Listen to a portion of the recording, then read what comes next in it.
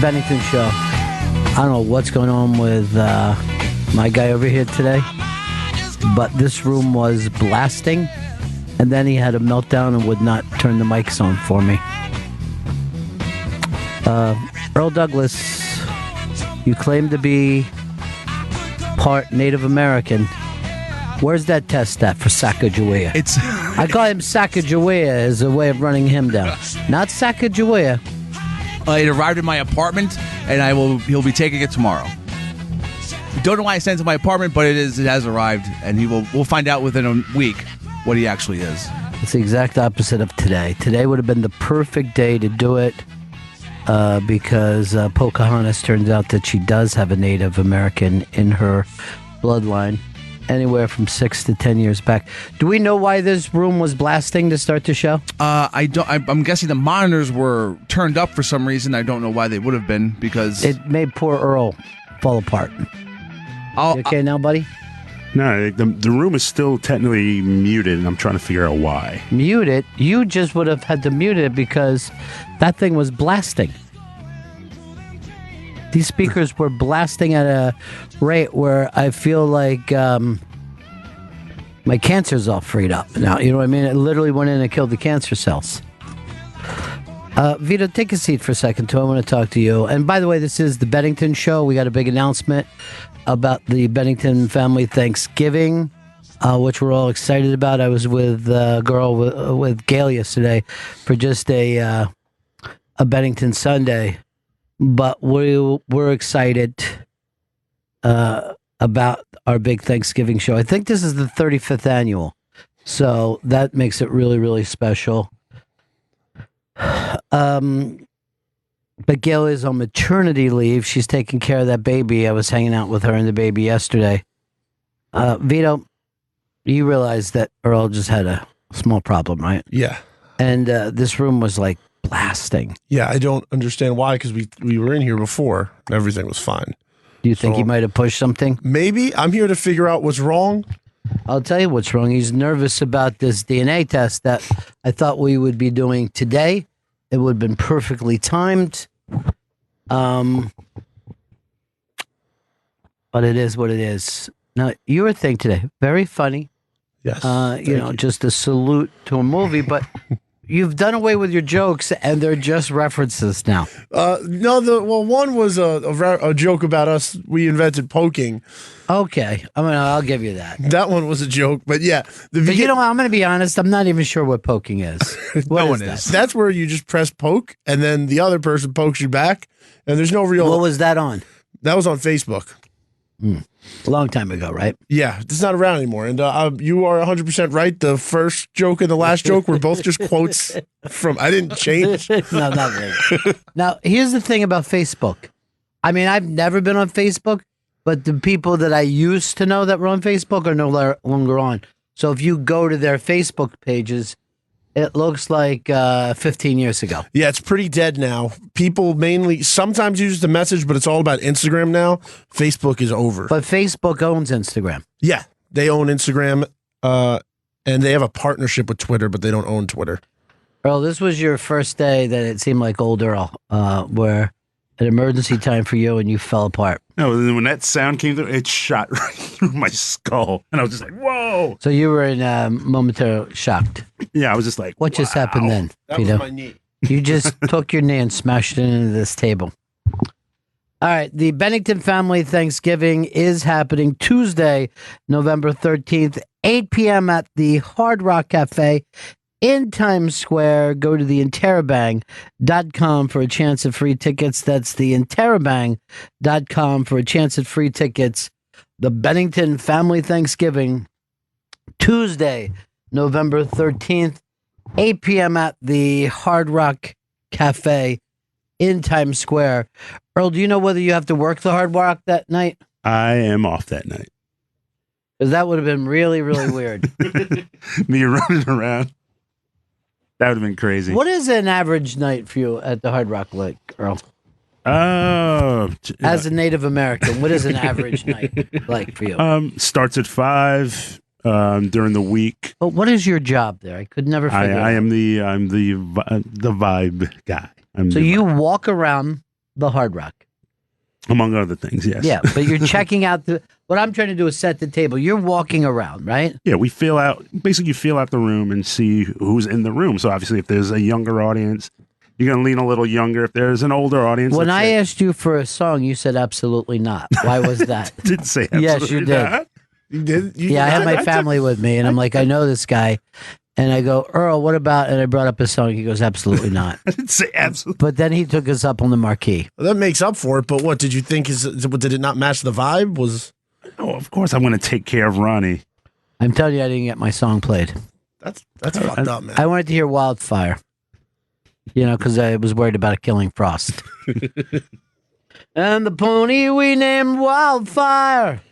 Earl, do you know what you're going to be doing at the Bennington? Everybody does something. I'm not sure yet. I'm not sure. I mean, this is my first one as a featured member of the team, so I'm not really sure what to do yet. Well, I would like to shoot paintballs at you if you're up for it. That is very painful and very painful. How about we put a basket on your head, just enough for your head to come through, and then you're covered with a basket, and we drop wildcats in there, feral cats. No feral cats. And we just put some catnip on your face. We rub some catnip into your Claw face. me to death. Claw or fuck? We don't know, Earl. Well, then you give me an idea. I just gave you two fantastic ideas that would bring the house down. It would bring me down too. It'd cause serious injury. How about make out with a guy?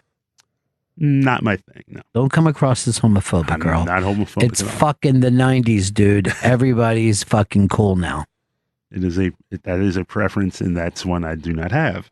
Will Smith made out with a guy When? in a movie, in 6 Degrees of Separation. That's absolutely not true. As He a matter of kissed the fact, guy, he though. went out of his way to not Not do kiss it. the guy. I thought he kissed him in the movie, and that was No, the big See, this is how your fucking racial things. He actually said, after agreeing to the movie, I can't do this. I think they eventually just shot the back of his head while there was a guy here. But then he said to them, I went to Denzel Washington, and he agreed with me that in our community, you don't want to kiss guys. I don't know if he went to The Denzel. community, of course, was Beverly Hills. Yeah, they got a few bucks. Nothing else. Nothing else. Bennington family Thanksgiving. It's the big party of the year. It's the world's only really big Thanksgiving party at the Hard Rock in Times Square, November 13th, 8 p.m. theinterrobang.com for a chance at free tickets. And this is one that people actually will fly in for. Now, when I did that theater in Bucks County, a guy flew in from, I believe, Chicago, because he's from that town, and he said he wouldn't miss this for anything because he saw E.T. in that theater. So I am his 2018 E.T. Elliot. That's what I say when the Eagles are kicking every fucking time when they're going for a field goal. I'll just go, Elliot. By the way, I sounded nothing like E.T. there. I thought I was going to. I was very surprised. When that came out, it did not sound like E.T. I've never seen it, so I couldn't even tell you. What? Never seen it. Ow. You would love it, Earl. There's this little kid, and he lives in the suburbs, and then a black guy comes from outer space and stays at his closet for I a while. don't think he was a black guy. Mm-hmm. Alien, black alien. Yeah, I mean, it's one of the classic movies I've never seen. That's weird. Why not? I just never got around to. I never bought into it. I don't know You why. don't have to buy into it. It's a movie. I know You that. just watch it. No, Give it a but chance. I was in junior high, and everyone just totally gushed over this thing, and I'm like, I was just kind of like, whatever. You know? didn't have the fucking 1983 350. Movies were so fucking cheap. I go to a movie now and I'm literally offended every single time. It's like, what, $16.50 in Manhattan or something right now? Look, I have money, so that's not even the thing. But $50 for a movie and popcorn fucking annoys the shit out of me. They also always try to push you on a combo. And then if you ask them if it's any difference in price, they say no. So I don't understand the benefit of a combo. I don't even know what the popcorn is, but I always feel bad now after eating it. Like movie popcorn is not actual popcorn. It destroys me every single. I haven't eaten in a long time. It really fucks me up. It's disgusting. I don't know what it is. I can't hear him from there anymore. The whole room is down. Is that it? Earl blew the fucking speakers out. See? Hi, can you hear me now? Yeah, not good enough. Okay. No, this mic is. Right, go ahead. Now, you hear me now? Try it again. Popcorn's disgusting. Yeah, From a movie not good theater. enough. Okay. Literally not good enough.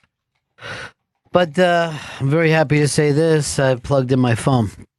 Who's going to be the person who reminds me every day to plug in my phone? Because I go home every fucking day and I'm just about out of juice. I'll make sure your phone's plugged in every day. I'm not counting on you, Chris. Okay. You literally fucking drop the ball on everything that we do. I go, it's 3rd and 1. You want to have Chris fumble? And yet, here's the thing. You're the only person who will put your ass out on the line. Yeah. Today, I was bringing up to him something that's a clusterfuck. And I go, let's make sure we can have it as long as it's not tied into you. And he's like, it's very tied into me. And I'm like, he does not know how to play office politics. Now, Earl does because he does nothing. That's his thing. And Vito does because he is not known by any of the bosses, nor does he know who any of the bosses are. None. You were going to be my social guy. That was going to be your thing. I was, and then I just stuck to myself. Why? You know who I want to be the social guy is Original Chris because everybody loves him. What are you looking around for? You look nuts. I'm looking for it. People just like to take fucking plugs out of this room and auxiliary things, and I don't know why the headphones aren't working because they worked earlier today. I'm telling you what happened. There was a huge fucking blowout here in this.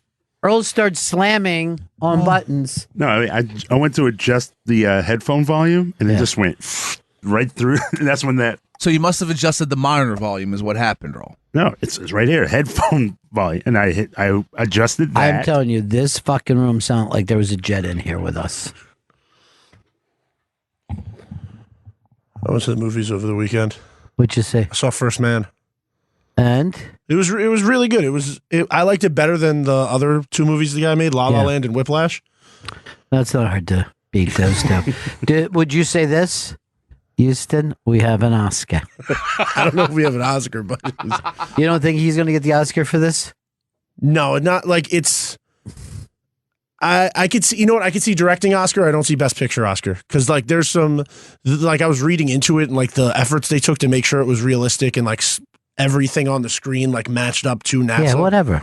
Is it a good story? It's a good story. It's all, and they don't hype up. Do they show the little black girls that were fucking doing math? No, they don't show See, Earl, that's whitewash in history. Again. But they don't make Lance Armstrong into like some like energetic Lance Armstrong? Neil Armstrong. There was the fucking first bike on the fucking moon. Yeah, juicing. Louis or what the fuck happened here today? I mean, you're wearing a big home run fucking hat. It should be your day. After going with a total look, you have gone in the opposite direction. I just like beanies. Yeah, but that one doesn't match up with your look. No, this is just another beanie I have. It's a replica of the Mets home run apple, but it's a hat. And the puff on top is just so fucking because the Mets home run ridiculous. apple has a green thing on the top of it. Look, settle down, everybody. We've gotten off to a terrible fucking start. And this was supposed to be the day that we did Sacagawea's fucking DNA. What happened? You didn't go home this weekend? I wasn't home this weekend, but I got the thing that it arrived at my apartment. So hopefully no one stole it. I don't even want to do it now. Today would have been the day. This is it. This is when it's viral, when it's fucking press. This is the press day in the business. Who's the intern today? Original Chris. Original Chris might be just the executive and only producer of the show from this point on. I might do just a complete. I mean, Earl, you understand what happened. You can't blow out my fucking ears first thing in the morning, as well as both of our nervous systems. I didn't mean to. I just went to adjust my headphones and everything went blew it. That's a speaker. Yes, monitor. That means you turned on the speaker. I did this button right here. That's the speaker monitor you're pointing at right now. And I turned it up 2 ticks and it went. But you just realized it is the fucking speaker monitor. There was no reason for you to do that. Because I couldn't hear. I can't hear now, Earl, because of what you've done to this room. There was fucking napalm coming out of our speakers. Is that a good thing, Earl? Oh. I don't think I have to remind you of what a fucking nightmare Vietnam was for this country. It was bad. Yeah. And now this is our Vietnam. The fucking speakers blowing up. We're in the shit. Chris Stanley, I got 2 words for you. Yes. Sacagawea. All right. Randy says, tweet it to us on the Twitter machine. I don't know how you can top the 2017 Bennington family Thanksgiving, but I know you will, and I will be there. That's the very, very difficult job we have in front of us because last year was so amazing. Right now, all we got is Earl being shot by paintballs and then wrestling feral cats. Not wrestling feral cats. Come on, they're just cats. Well, give us an idea then, Earl. What do you want to do? Eat a fucking Ron Bennington's got his own cupcake? Would that be your idea of entertainment? You've been known for one thing over the years. Death-defying feats. That's what you got to be able to pull off. Bennington cupcake is delicious, but... What will you do to entertain the people? I'll have to think about it. I don't know. You can't think about it, Earl. It's tomorrow. Wrestle a baby giraffe. Do you want to do that? I mean, I don't even know a human who's ever lost to a baby giraffe. He just seems worried about losing. I think that's the problem. The Bennington Family Thanksgiving, Tuesday, November 13th, 8 p.m. at the Hard Rock Cafe. Go to theinterrobang.com for a chance at free tickets. We should have put together a promo with all the great shit that we did last year. Who's in charge of promos here? I'm in charge of promos. What happened on that? I did not think of it. But you got your thing that you've been working on is the big Hell gig. Yeah, and I got a bunch of names, getting some more this week. I think you've already got too many, if I'm going to be totally honest. Last year we had more. Okay. But we got, and they're all great names. Like this is... Yes, okay. I'm excited. No, you already told me. It's a really good thing. Tomorrow I want you to come in for the list of things that Earl Stunt can be. Okay. Earl, you know everything that goes on at the Hard Rock, all right? Yeah. Can we do a motorcycle jump across the audience? Could you take that Billy Joel motorcycle, drive across the stage over the top? We build a ramp. You go over the top of the audience and you land at the back bar. I don't know about that. That's a heavy bike. It's a really... Yes, that's what's going to make this exciting. Ladies and gentlemen, for the first time ever, a guy in a fucking bike that weighs the same as any Pinto and looks the same. What's Billy Joel thing? The uncool guy? Is that his? Is there anyone in rock that's ever been less cool than Billy Joel? Less cool? Yeah. Huey Lewis? Are you going in that direction? Stevie Wonder? Stevie Wonder's cool. Really? Because he doesn't even seem to me like he can see, and that's fucking cool. Seeing is cool, Earl. You know that. Seeing's very important, but he's done pretty well. He's less cool than Ray Charles. Let's all fucking admit to that. Yeah, Ray Charles, his self-sufficiency was like off the chain. That's what makes you cool, somebody who can fucking tie their own sneakers? No, but he had all these things that he would, like... Why don't you explain this while you're taking the Billy Joel bike over top of the audience? You're giving us the birth of cool. And I don't know if I can do a ramp jump over... Well, then what can you do, Earl? You can't... Look, I don't know does not work in improv comedy. And that's who we're competing against. The UCBs of the world, you know? The Second Cities, the Groundlings. All right? Now, I will tell you what none of them have done. Taking a major fucking bike and jumped. And you're probably only going to get 8 to 10 feet a chance before you hit the ramp. So, I mean, you're going to have to fucking come out of that fucking fast. You're going over the thing. You're explaining the birth of cool, and you're probably throwing Smarties to the crowd because everybody likes to get a sweet treat. And then you land, hopefully safely, in that back bar. Wait, hopefully safely? I mean, I can't guarantee it, Earl. Quite frankly, I'm not sure we're not going to get out of this without quite a few deaths. We don't have the Thanksgiving show result in injuries. We want to have fun. I understand. Where's your fun idea? I don't think it involves injuries. I know it does, but you're not giving me, okay? You're fucking taking. Maybe fire spitting, like putting like shooting fire out. What are we, a fucking sideshow in 1958? That's nothing. If anything, Earl comes out naked. He's holding on to 4 fucking tires. We put a big fucking rocket up his ass. We lay it. See if that doesn't shoot him across the stage or straight down Broadway. It will not be fireworks or rockets involved. Cannonball?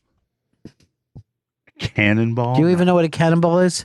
Like shoot him out of a cannon. Oh, that's not a cannonball, but okay, thanks. Why do you keep going back to old circus fucking tricks? This is fucking 2018. Sacagawea is going to fucking lay this place out. Is that who you most identify in your family lineage? Sacagawea? No, I don't even the Sacagawea is. I don't know. I thought you said that you were Native American. I said I might have Native American blood. That was the. Now it's might. These things you have to do an absolute in radio. You have to do an absolute. Eric, what's up, buddy? Hey guys, love the show. I never thought Raymond Zarek from The Doors was very cool. No, that's very true. You know why he plays a fucking church organ? You know what I mean? Quite frankly, if he wasn't in The Doors, he'd probably be at some fucking Baptist church in L.A. 844 Rock God, 844 Rock God. There's quite a few people in the history of Rock Girl that are not cool, and yet you could not name one of them. Well, I got one. Rivers Cuomo from Weezer. Rivers Cuomo was the coolest, Daddy-O. Rivers Cuomo's the man. He referenced New Jack in his song. What's cooler than that? He's got a fucking hash pipe. That's cool. That's so fucking cool, man. That dude is smoking hash. This is the thing that you were bringing up about Stevie Wonder being cool. You know where he was last night? Dancing with the Stars. Oh, the kids one? Yeah. His kid is Dancing with the Stars. Which one? He's got like 9 of them. Oh, God, Earl. Let's not be a fucking stereotype. I'm being Come on, serious. Man. Keep me out of trouble. He just It's had fucking 2018. He has the same amount of kids as any white family. like he just had twins a couple of years ago. Don't even bring that up. Now, is his son blind? I don't think any And that's a miracle if his son's not blind. Is it hereditary? You know what? I'm starting to guess that it's not his kid. That's what I would fucking scream if I was Stevie. There's no way this fucking seeing freak is my kid.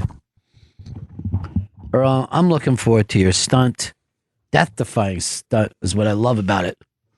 Or did you hang glide? All right. Chris Stanley brought this up to me. I guess it's from a Reddit, or is it Read It? It's Reddit. Okay, and this is from a famous actress, right? Is it an actress? It's an actress. She's on Riverdale. I've never seen Riverdale, but I have. Some people enjoy it very much. Right? I liked season 1 a lot. Season 2 got a little crazy. They started doing crack and stuff. But she plays Betty on Riverdale. Who plays Jughead, man? Jughead is one of the kids from Big Daddy. You kidding me? No, I'm dead serious. One of those kids is now Jughead, and he's like a... Wait, I thought there was only one kid in Big Daddy. No, it was twins playing one kid. Oh, I didn't know that. And it was the same. Those same twins played Ross's son on Friends. All this is fuck. Look what fucking Vito's bringing to the show, Earl. He's not saying maybe or perhaps it is. He's fucking laying it down. All right, so Jughead is a crackhead? No. Jughead, his dad is in the Southside Serpents, which is the big gang that runs Riverdale. This is not your father's Archie. No. Wait, his dad is in a gang that runs a high school? No, the dad runs the town, man. Riverdale's the fucking town. Okay. How did you not know that? I thought it was just... Guess whose mom grew up in Riverdale? Who? Eastside Dave's. I did not know that. I got a fucking text from Dave Saturday. Where are you right now? In 6 fucking months. Where are you, man? I go, I'm at my house. He goes, oh, man, I'm in Philly. I wanted to fucking hang out with you. We're at a Penn State bar. I go, oh, no, I'm not there. I was kind of there last week. And he's like, I heard you killed. I go, yeah. So then you know I'm nowhere near you. And then he's like, I miss you, man. I know you do, bro. I know you've been gut. Love that fucking dude. All right, so who's this girl? She's in Riverdale? She's in Riverdale. Her name's Lily Reinhart. She's the actress. No, what is she, Veronica or Betty? She's Betty. Okay. All right, now what was her question? All right, so she tweets, in real life, do people actually go into the bathroom and splash their faces with water to calm down, or does that only happen in movies? All right, so the scene in every movie where, I don't know, a guy owns money or something. Now, here's the weird thing about this, too. They don't turn on the faucet and start splashing water in their face. They fill up the sink and then start splashing water on their face. And does that ever happen in real life? I don't think I've ever been in a state where I went and splashed water on my face. Now, a hangover, you're trying to wake up, you splash a little water on your face because you're going, this isn't even my house. I'm getting out of here. I'm not fucking showering here. I mean, the smart thing to do is take a shower first thing in the morning, not splash water on your face. But has anyone ever been so stressed? And why does that help? I have no idea because I've never done it. I've never been like, I'm freaking out. You've never put water anywhere on your fucking body. No, it hurts. It burns. I've done it. Because if if I'm really stressed out and I'm arguing or something, or just who are you arguing with? Someone in the bathroom? No, not in the bathroom. If I'm just getting into an argument, I'm like turning red and I'm fucking getting mad and I get really hot. I'll go put real cold water on my face just to cool myself down. Because when I get mad, I get fucking my body temperature goes up like crazy and I start like shaking. I don't even think that happens to me. I think I'm just mad. No, if I get mad, I'm not overheating. I start shaking. I'm red and I have to cool down. So I've done it before just to literally, like, it doesn't, like, it's not like it de-stresses me. It literally just cools my body temperature. Why don't you take a shower? I don't want to go in the shower and go through the whole process. Don't you want to cool the fuck down? Because you're not going to do it by a little splash. Just splashing water, grabbing a towel, and then just pressing it in like that is more than enough. Shower takes too long. What about you, Earl? I've never done the face splash. I've done it on top of my head. But never this. That's never happened in one fucking movie. Like this. Well, that's not fair because he has just a clear path to his head, so it's different. But now, why are you so upset? I'm not upset. I'm like not being. You just said I'm not upset. The whole fucking thing. You just told us that you were upset. Now you get upset. You go into the water, and then you fucking splash water on your head like a cone head, it seems to me, would do this. Is that what, when the speakers went on crazy loud, is the first thing you wanted to do was run to the bathroom and just start splashing water on your head? Why don't you just fucking have a Poland Springs, put it down the top of your head and relax? I can't believe that he goes in and splashes water on the top of his head. Bullshit. What are you upset about that you could get so upset? Like, if you heard about a death? Friend of yours died. Are you going to go in and put cold water on the top of your fucking bean? It relaxes me. I don't know why. It just does. It can't possibly relax you getting shocked in the face or whatever. Why don't you put the top of your head in the toilet? Dunk my head in the toilet. Flushing. That's quicker. You can flush and just do like that, and that's it. Give us an occasion that would be you so fucking mad you got to do a skull shot. Yeah. Now rub it across the top of my head like that. What would the occasion be? Johnny shooting his fucking mouth off down there again at the hard time. Johnny not letting you hang up the pants. What would it be that would get you this mad, Earl? Just general annoyances. Like I just like right now. Do you feel like putting water on your head? No, not now. What are you doing with your headphones? I don't know. It got twisted. Jesus Christ, Earl. Or like if you're pissed off on the subway platform, you're not gonna have any access to water. What are you just be on the platform dumping water on your head? He does tweet quite a bit from the subway platform, but so I know he's angry. He's not. Oh, I'm in a total. If you don't have any water, would you pour Coke on your head? No, I wouldn't pour soda on my head. It's too sticky. What if it's cold though? Do you put your hat back on right after and just hold the water in? No, I wipe it down, of course. Why do you get mad? We don't understand this. We're just doing a case study. Earl, when I'm riding a fucking out on the range and I come into a small fucking cowpoke town, I'll just take my fucking cowboy hat off, put it in that horse trough, and just put the whole thing back on my head.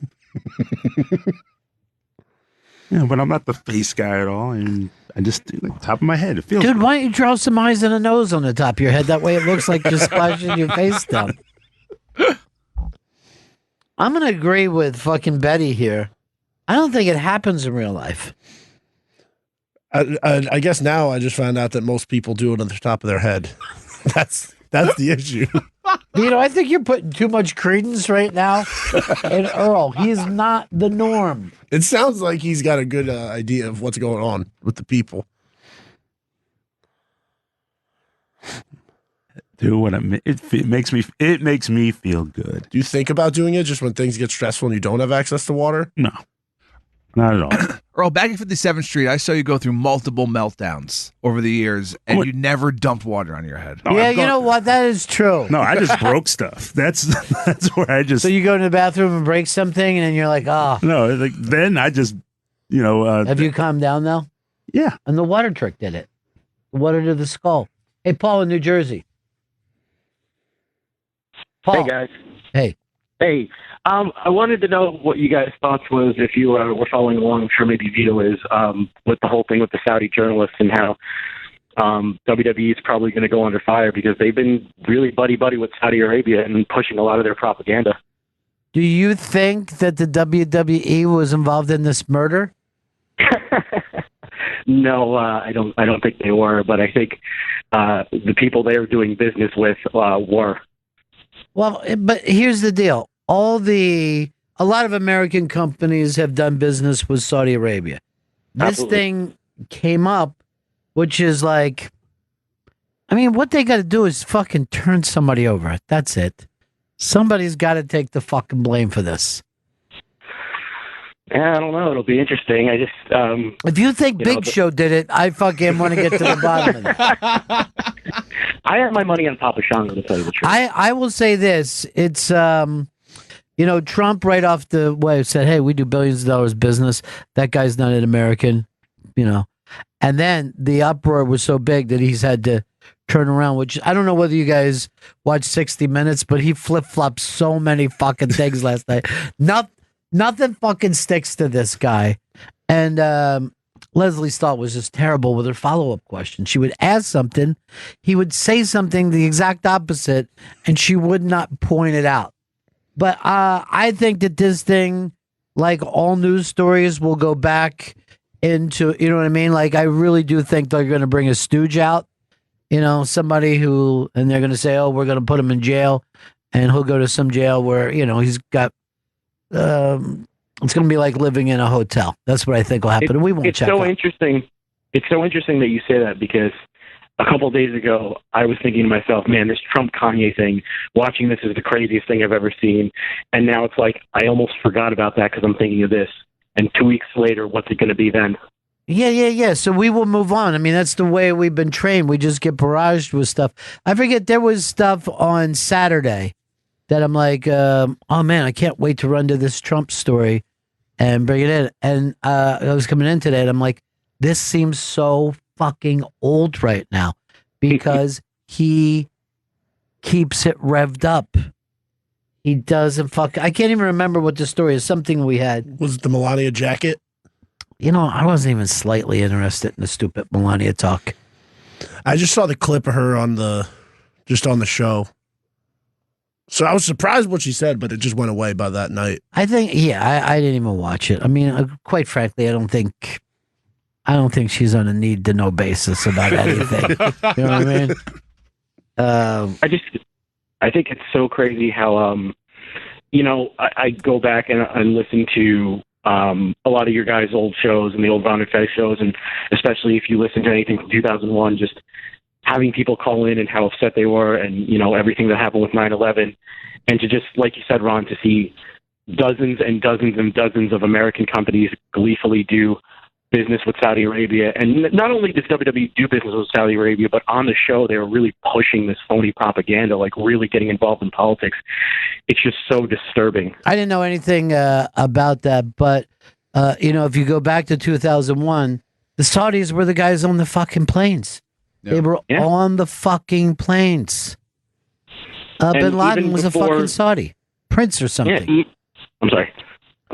I also know a lot of guys that deal with these Saudi dudes' security because we know a lot of ex-cops, and they come in and spend, like, at a club and hotel, $1 million in a month. $1 million in a month. Just partying. Nothing else. Just partying. So that money always goes a long way with the corporations and governments, which is fairly close to being the same thing now.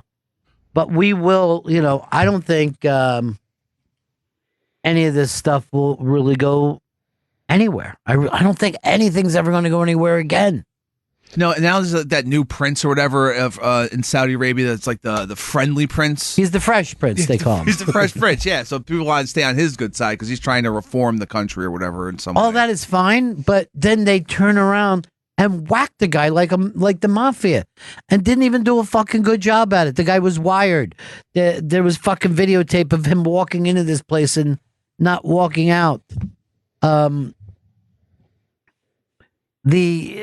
Trump said last night, it goes, what makes it even worse is that he was a reporter and he's a reporter for the fucking Post, the Washington Post, which you turn around and call the enemy of the people. Fucking Leslie Stahl could have gone, hey, do you think the Saudis thought they had a fucking carte blanche to do this because the way you treat the press? She doesn't do any of that fucking shit. None of this matters anymore. Earl's right. Just go in, splash cold water on your bald head. And put it behind you. Was the other Trump story when he said Robert E. Lee was a great general? I think that happened over the weekend. Yeah, that was probably it. And Abraham Lincoln was a man with a phobia. He's basically saying that he was having panic attacks. Any other president, this would have fucking stuck to him. Not this fucking guy. He just keeps moving. I put 3 barrels in him and he won't go down. He's Jaws. Earl was telling me that he's got a new vape pen, and you're getting Cialis and Viagra juice in it. Nice. I don't know about that, but I just want you to tape this show to listen to how many times in the first 40 minutes you said, I don't know about that. It's the exact opposite of doing radio, Earl. You're back now, all right? This isn't like Table for Six at the fucking Hard Rock. This isn't like, oh, look at that. That's Dion's fucking pants from 1962.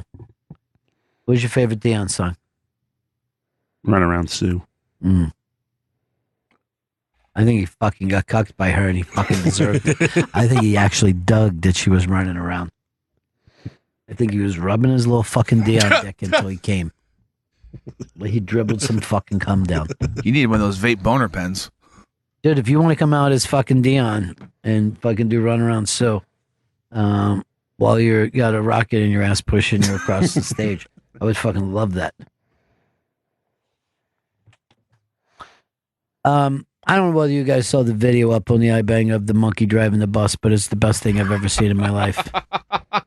And this is what we should be running on our cable news networks instead of any kind of other shit. This is breaking news. Yeah. Look at that monkey.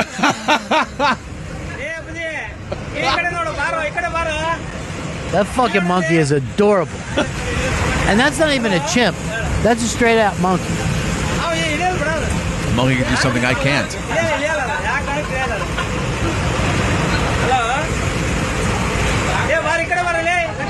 The monkey pulled right in the first fruit stand that he saw. Got 2 bunches of bananas. I like his technique. Sitting on it while he's turning? Yeah, like sitting on it using the feet and the arms. Yeah. Good grip. I drive the same way. And still on 10 and 2.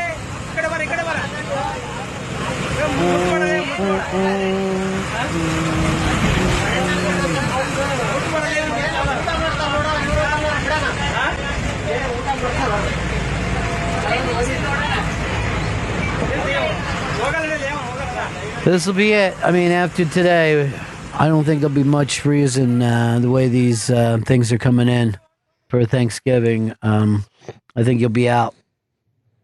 Bennington Family Thanksgiving, Tuesday, November 13th. That's what, a month from today? A month from today. Chris, you got to get the fuck on this, dude. I know. What have you been doing lately? I'm working on this. I'm working on special projects. I have a meeting with some booking people later today. I'm working on it. It's rolling. And others. I want to hear big news by tomorrow.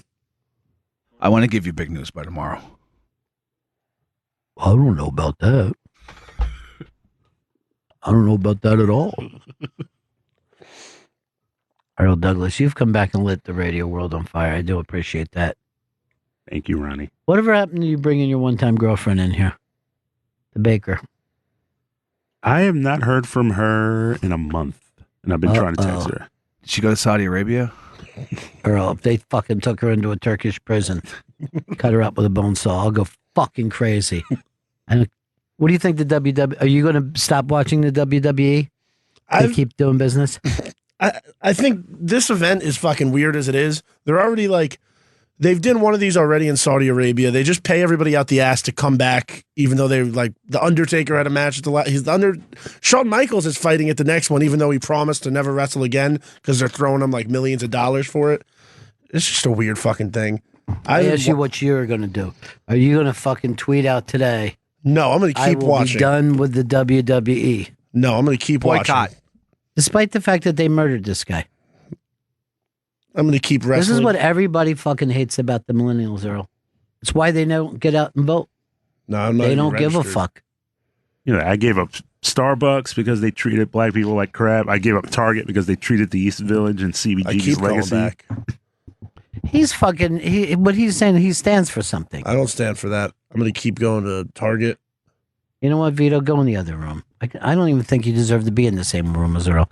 And leave that hat behind. No, leave that hat behind. Take it off. No one says you're not going to get it after the semester. The semester? When's the semester end? I don't know how that works. I guess Christmas? Isn't that the end of the semester? I guess it's the end of the semester. Leave that hat behind. Oh my God, Greasehead. Yeah, I did. I went to the gym this morning. I didn't shower. Yeah. Oh That my Raven. God. Take the fucking hat, dude. I'm going to break down like a millennial here. Take the fucking hat. Earl, I'm proud of you that you're not just this fucking dish rag that this Vito is.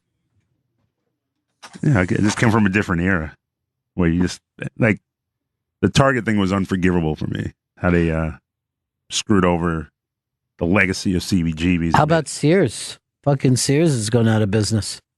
Send me original Chris in. I'm pretty sure my father is devastated. He used to shop at Sears. Still does. All right, I'm going to ask this. Do any of you guys remember this was a long time ago, a major breakthrough comedy special that the guy would, throughout the special, go, Sears, damn right, Sears. No. Tim Allen. That was his breakthrough special that led to the Tim Allen Show. Original Chris, how are you, my friend? Good. How you doing? Now, how does Australia feel about this Saudi Arabian whacking this this reporter, this journalist? Probably badly. I haven't checked in with them to find out for sure. Right. But I can't But your big war was against the Turks, right? Yeah, I think we've had a few, but the whole waltzing Matilda fucking Gallipoli thing. Yeah. Yeah. That's in Turkey, right? Yeah, had the movie made about it. Right. All that sort of stuff, yeah. So you guys are always ready for one more Turk war. Probably. You wouldn't even think that the fucking Australians and Turks would run into each other. They're so far away. It is bizarre. A lot of our wars, we were just fighting for other people. We just had everyone else's backs pretty much. And we weren't fighting our own wars. We were kind of fighting for our allies, essentially. Yeah. But you never even like have your own fucking fight. You're like second man in the battle. I love that. Yeah. Did you see that movie, Earl? Or is this another one you messed like E.T., the Mel Gibson? The Gallipoli. No, I have not seen it. Has Earl even seen a movie? No, he hasn't. I've seen plenty of films. He doesn't care about it. Doug Grease said, I hate to wake him up, but he's got a fucking cover for Original Chris. I hate taking you out of that room because it all fucking falls apart without you, Original Chris. How are you getting along with Vinay? Great. Went to see your show last week. How was it? Fantastic. Was he funny? He emceed. He was good. Really good. Absolutely. And all the comics that he brought in were very funny as well. I think there was about 8 or 9 that we saw, and all of them were very funny. That's too much for me. I don't want to see 8 or 9. Four is the end of it. There was definitely more than 4.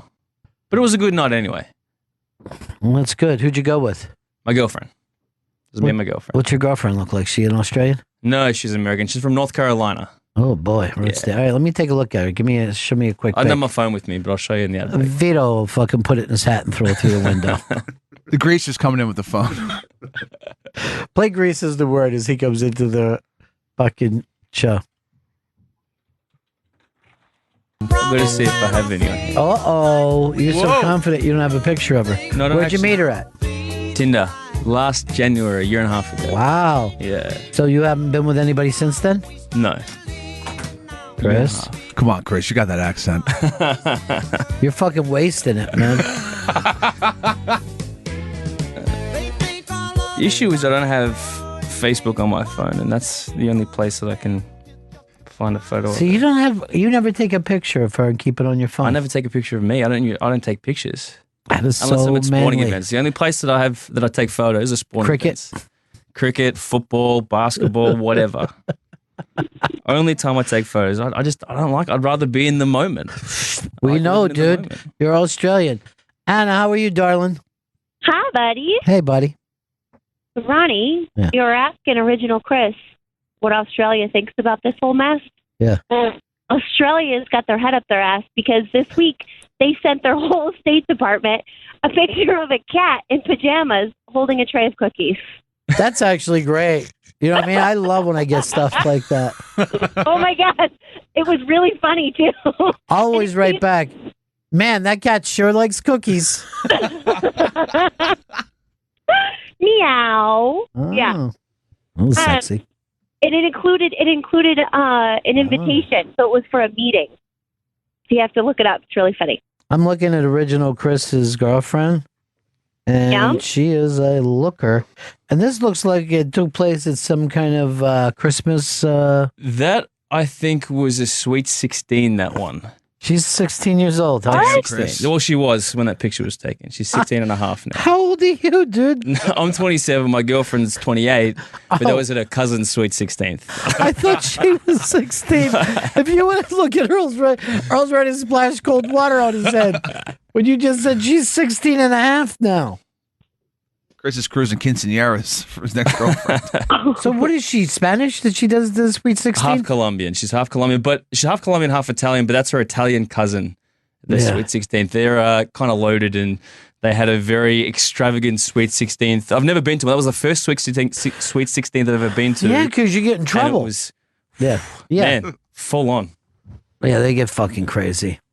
They spend a lot of money. Yeah, they do. 16-year-old. Well, I mean, if you make money through illegal means, you don't give a fuck how you flush it down the toilet. You have no respect for it. All right, Anna, thanks for that cat update. Hey, no sweat. Love you guys. Bye.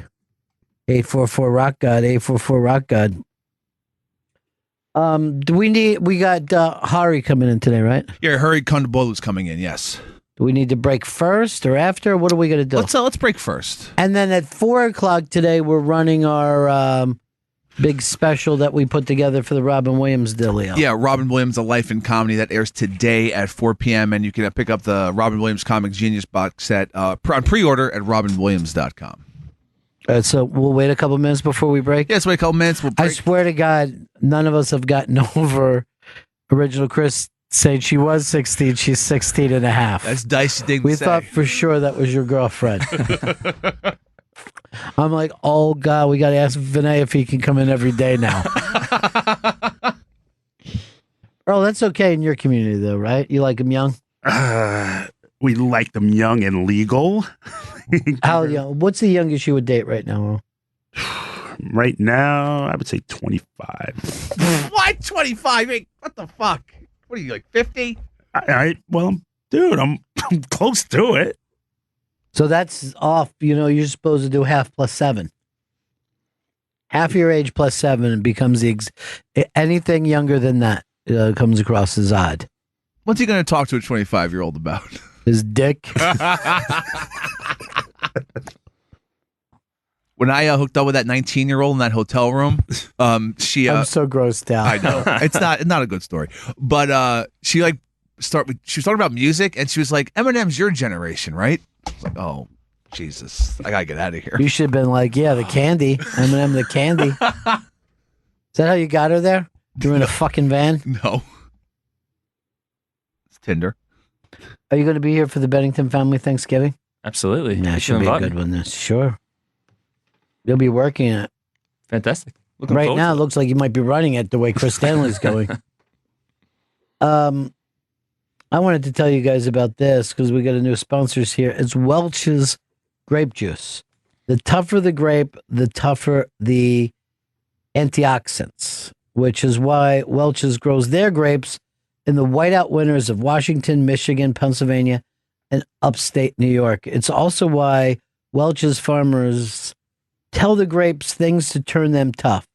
Things like the crusher has a blade with your name on it. The harvester is coming for you. You're going to get crushed. You're going to lie here all winter.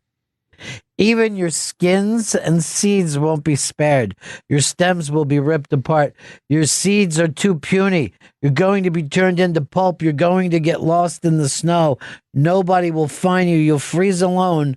No one will remember your name. Then the grapes get the silent treatment, and after the grapes have sat there wondering if they'll ever hear anything ever again, they hear the harvester. And finally, the pulverizer as they're smashed into delicious, antioxidant-rich grape juice. The world's toughest antioxidants, Welch's.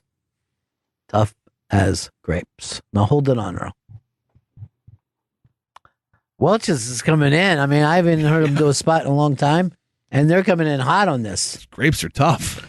You know, I grew up on this when I was a kid. My mom always would have this all summer long. All summer long, that was her thing. I don't know what she would think of this spot, though. I don't want to feel sorry for grapes. I really felt like grapes were being tortured and murdered. Welch's is delicious, man. I love it. Yeah, you a big fan? Yeah. Oh, yeah. I would always get cans of Welch's grape juice. You don't want to do that, man. You want to make it fresh. Well, now I know how tough these grapes are. I definitely want to appreciate it more. I mean, I'm not saying don't get the cans. That's a great idea, too. I don't know why I'm saying that. I was just thinking of my own summers. Yeah. I might go home and make some today. Maybe that's what we'll have at the Bennington family Thanksgiving. The Bennington family Thanksgiving is happening Tuesday, November 13th at 8 p.m. at the Hard Rock Cafe in Times Square.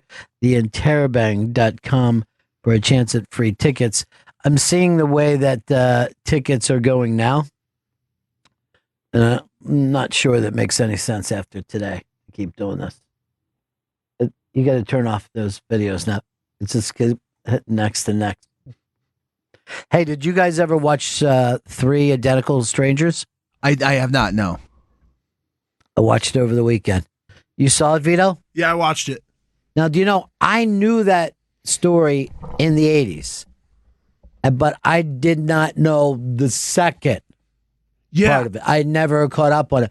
But I remember when they were the kind of pets of New York. Yeah, because they looked like I was like trying to see where the restaurant was and everything because that aspect looked cool. Like, because it was basically like that place we went for Christmas a few years ago. Yeah, but not as traditional as that. You know what I mean? Like theirs was like brand new. Yeah. And then I saw a picture of them in front of that place, and I felt like they just ripped it off. I have a feeling that it's the Upper West Side is where they were. Their old the brother triplets. Yeah, I think it's down. I looked it up. It's all the way downtown. It's on It was on 110 Grand Street or something. Wow, that's weird. New York was so fucking crazy then, and the fact that kids that age would be like acceptable, like sex, drugs, and rock and roll. Like, hey, this is your time. Do as much drugs as you can, have as much sex as you can, and go out to clubs every night. Yeah, the part where they're like, yeah, we just got the triplets apartment. And then just started drinking every night and partying. Well, and the thing of like, hey, what brand of cigarette do you smoke is being a question to ask of what kind of person you were.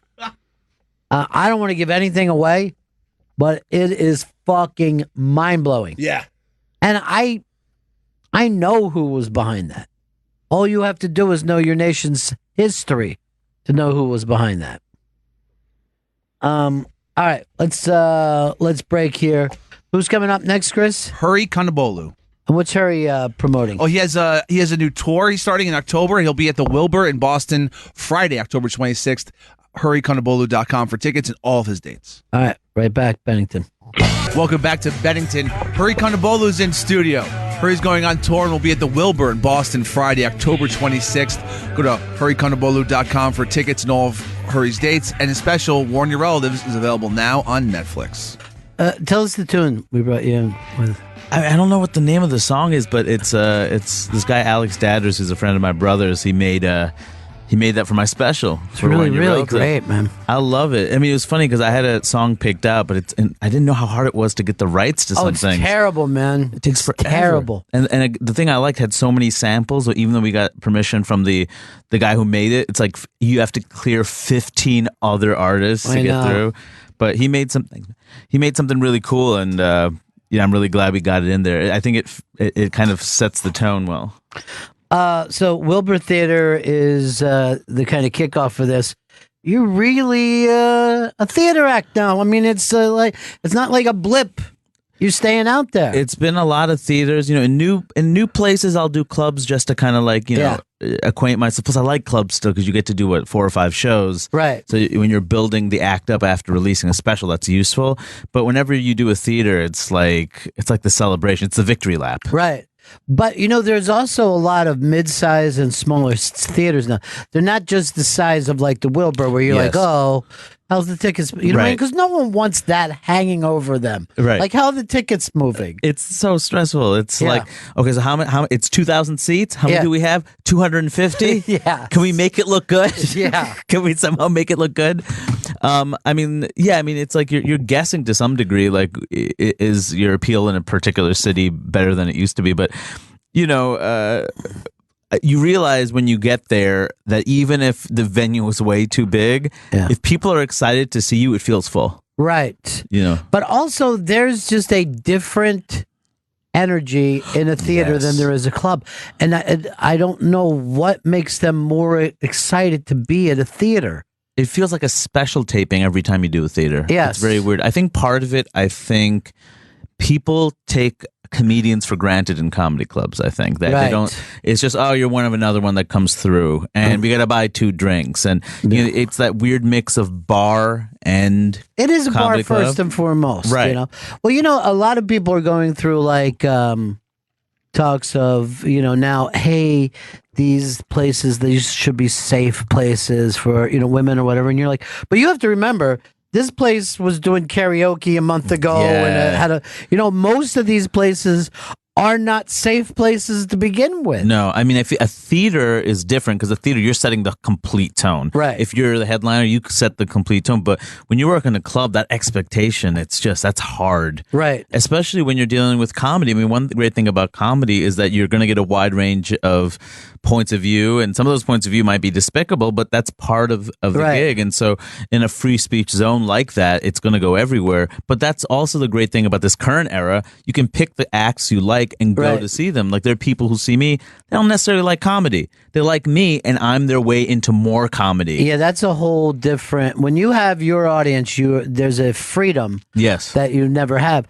But people forget that most of these like road comics, they've been trained to slug it out until they get the rope around the audience or able to pull it somewhere. Right. And it's not to say, I mean, I think that's noble, man. Yeah. That's a rough, like, the skills. The skills are unbelievable what it takes to walk into a place like that. And to turn it around. Like, okay, where's the stage? Oh, it's a pool table? Okay. Yeah. And I feel like there's no wrong way to do it. I feel like, if you're just performing for your fans and, how is that? How are you a real comic? I'm like, I don't know. I don't think being successful makes you not a real comic. It's a different skill set.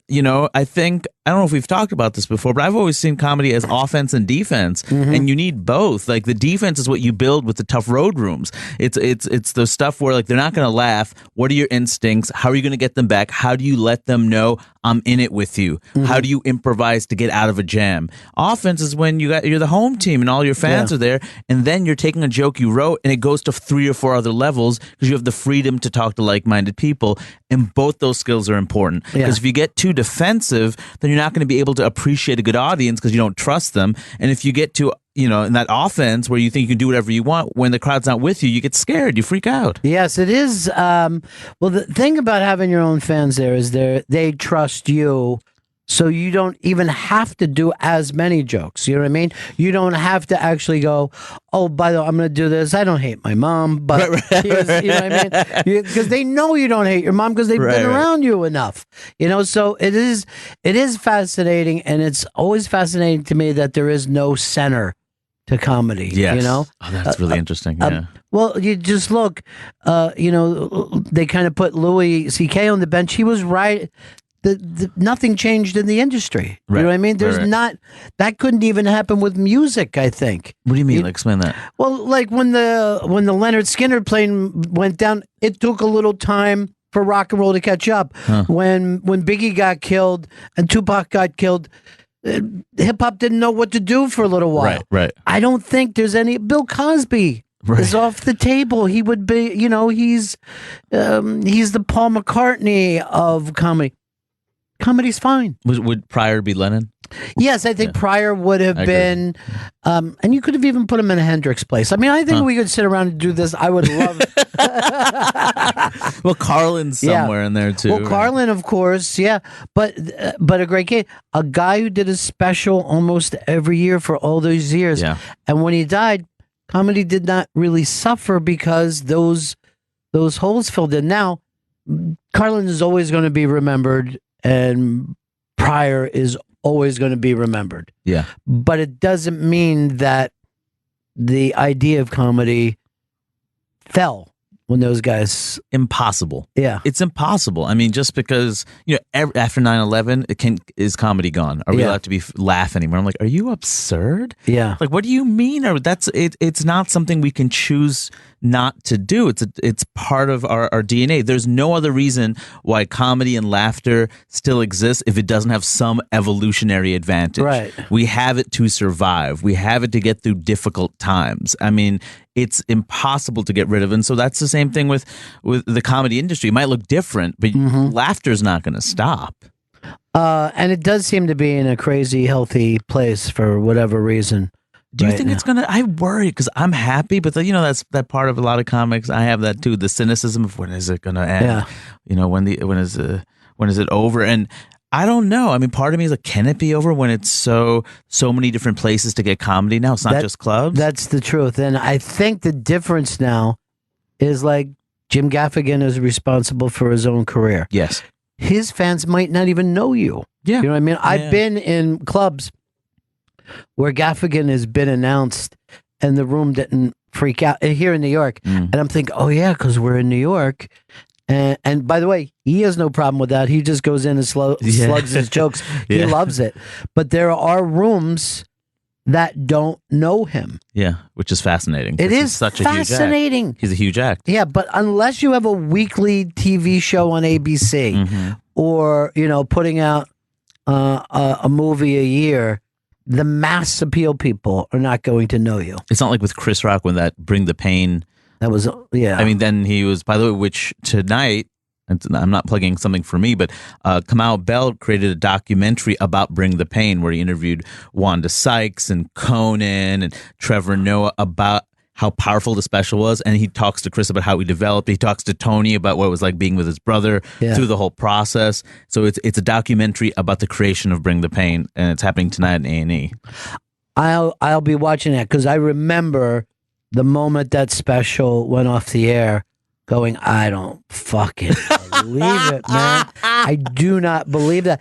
And the great thing, and maybe I misremember it, but they show him walking backstage and you can see him looking at everybody. Yeah. And he has this, did that fucking go as well as I thought it went? They Look talk on his about face. that. I think in the clip of the special, just like once he gets off stage, he becomes Chris again. Like, what? Yeah. Like on stage, he has this supreme confidence. And as soon as he gets off, you see all the energy drain from his body because he left it all out there. Right. Like he basically put everything in it and he gave himself a career off that incredible special. Yeah.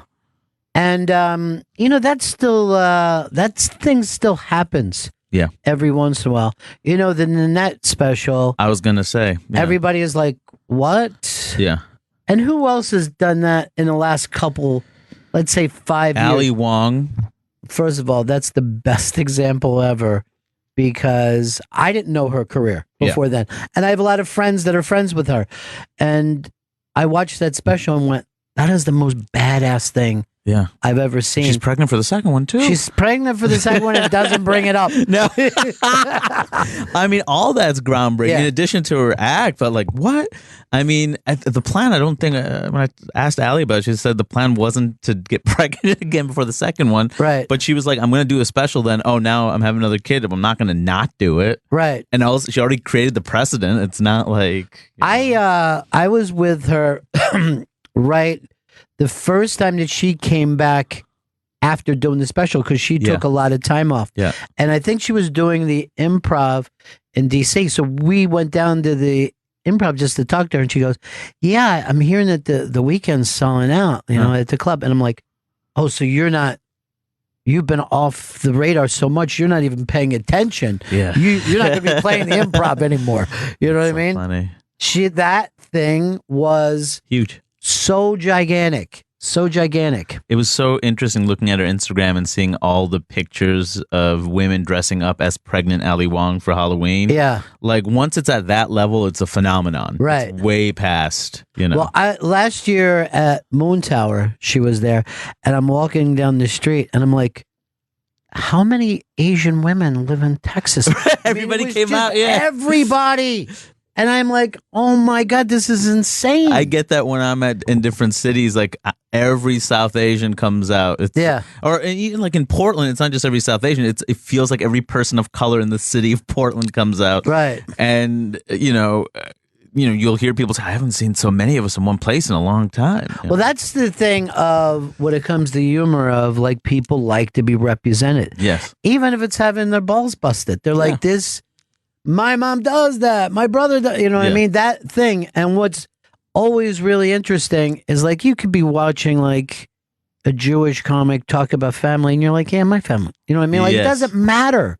It doesn't matter. The story, for all the things that we think are different about us, the story's 100% the same. We're not, humans are not all that interesting. We have a range of things we do, We want to have sex. We want to eat good food. We want to protect our families. But I do that at the same time. I don't know if everybody else is doing that. But you were, when you did the documentary, which you didn't know really what you were doing or how that was coming together. I thought it would get some press attention because I don't think anybody else had really been critical of The Simpsons in any way. And it was an interesting topic, but I didn't think it would, to this day, continue to be a thing that was written about. Yeah. I didn't think it was going to be studied in colleges. That's kind of wild. Well, that special literally changed the way I thought about a couple things because you got specifically, here's the thing that you were not recognizing. Yeah. And that's always happens when somebody's pointing out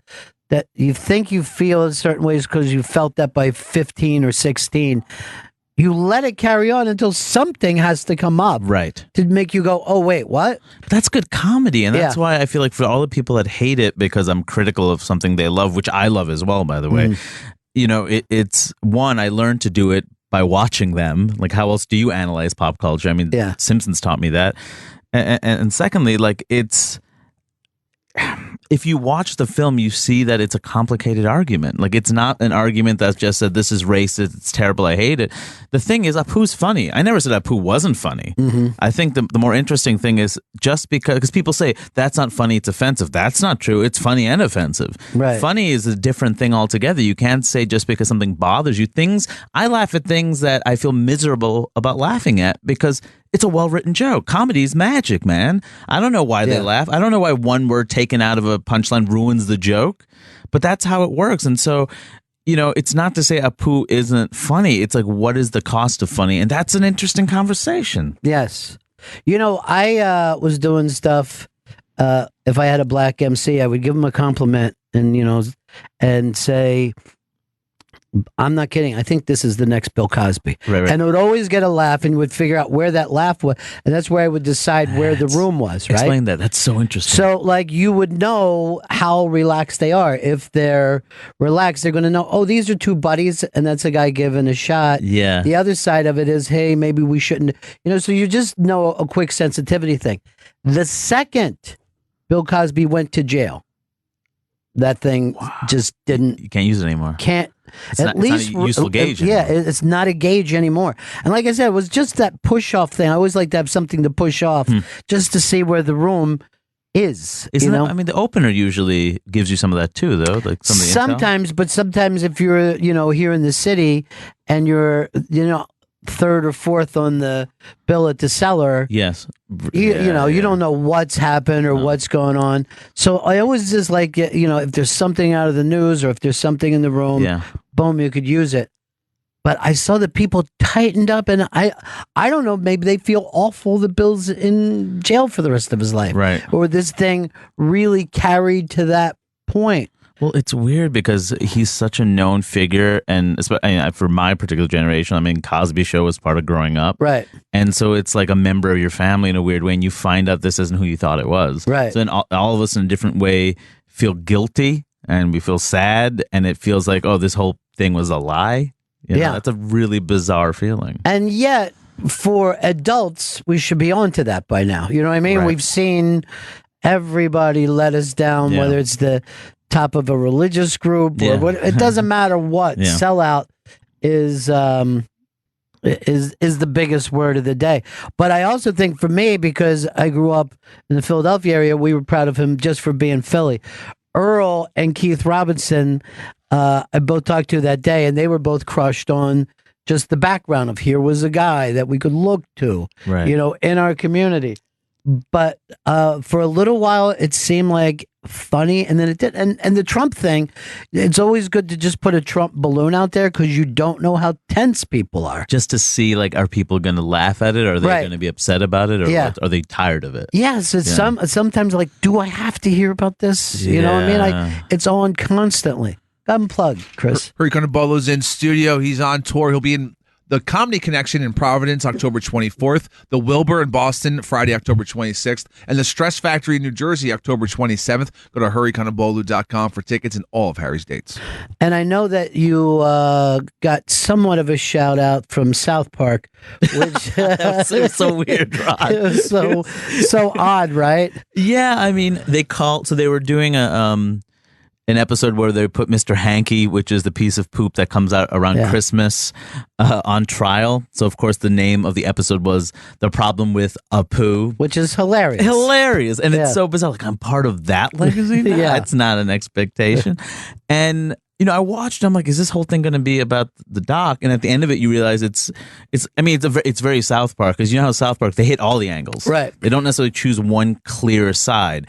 They go after every piece of what they think is hypocrisy. So you had the idea of, like, political correctness. They wanted to cover Kavanaugh, so the trial felt like Kavanaugh, Mr. Hanky losing his temper. They had, like, him saying racist things and blaming Ambien, like Roseanne. And then at the very end, they kick Mr. Hanky out of town and tell him to go to a place where, hatred and bigotry is allowed, and he ends up in Springfield with the Simpsons, which, I felt worked both ways. It's almost like saying the Simpsons is corny for still having a character like this, while also saying that, like, why are we so, sensitive about things, which is totally a South Park move.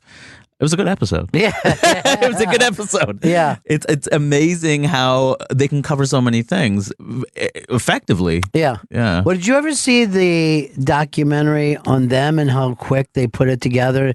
And it's just them, like, banging their... I've seen clips of different things where they talk about it, but I've not seen the documentary. Oh, yeah. It's, like, so intense. It's probably why they only do... so few episodes. Right. But they are insane by the time they get... The topicality of it. Topicality, and we just squeezed every joke out of this that we possibly can. It's always so funny when you think, oh, those guys, what a fun show to have. And then you see how brutal. It's like when people get a job with SNL and you're like, oh, this must be amazing.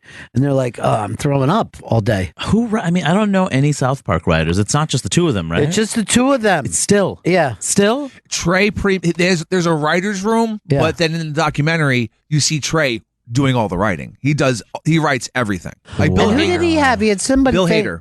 Oh, Bill Hader was there with them, and Bill Hader was the good in the room guy. He was like laughing, and you know what I mean. But Trey is like obsessed. He's everything. Intense, and he controls everything about the show. Yeah. What does Matt do then? I don't know. He's there. Bouncing ideas. I'm sure that he does a lot more than we think. Yeah. But they didn't show it in that documentary. No, it was just Trey at his desk writing. But funny. It was one thing when they were young guys doing that, but they're not anymore. You know what I mean? These are wealthy, successful. And what they did on Broadway is ridiculous. Yeah. Ridiculous that show's still running. Yes. It's amazing, and it's still sold out constantly. Sold out, and at the end of that show, people spring to their feet as if this just was the opening night. It's insane. There's still lines for Book of Mormon every single day. What's weird, too, is it's a lot closer to being a typical Broadway. It's got all the good elements that people like in Broadway, and then they got their humor in it. Right. But it isn't this stretch away from everything that's happened before in Broadway. Like Paul Simon tried to do that when he did the kind of Puerto Rican gang story, I remember that, yeah. And people were like, and there was some great songs in that, but he got away from the format. He didn't understand the format. Yeah, there's a reason there's off-Broadway and stuff that's on Broadway. Yeah. The experimentation, people are not necessarily great with that when they want to see they want something familiar. They want something they expected. It's always interesting to me that people will go and hear 12 songs that they've never heard before because they wouldn't put up with that with a rock band. No, that's know what I mean? Yeah. That's why they're like Mamma Mia. They're like, oh, we know these songs. This is relaxing. Yeah. But you dug that you showed up in that a little bit? Yeah. I mean, certainly it meant that the next day I was going to get hate tweets for about 24 to 48 hours and some death threats and how I don't get comedy. And, I got that. I just kind of I just wanted to be done with it. I just deleted whatever tweets I put out just because I didn't want to deal with that anymore. But why? I mean, it's cool. Who would have thought? I never to be a part of comedy lore in this weird way. I mean, I would hate if this is it. I would hate if my whole legacy is being connected to the cartoon character that I made a documentary about how I hated being connected to him. It's a very that irony is not lost on me. But everything's always out of your hands too, right? Yeah. I mean, what are you going to do? And it is interesting, like you said, when that thing comes up, it happens, and you just got to hope that it doesn't damage your career when that 2-3 days comes up. Norm Macdonald just recently had a thing where everybody, and then it feels like, and he was here at the time, it feels like this is the center of everything, and then 4 days later, everyone goes on. Yes. Yeah. I mean, it depends on the severity of the thing. I mean, I feel like for me, what I realized, it's not really about the content of the documentary, since most people haven't seen it who criticize it, right? It's this larger conversation about everything's too politically correct. We can't say anything anymore. Specifics aren't important. Mm-hmm. The truth isn't important. It's just the same argument. So, that's they're the blanks. What's this week's thing to put into the blanks? Right. And that's what it feels like. So it wasn't about me.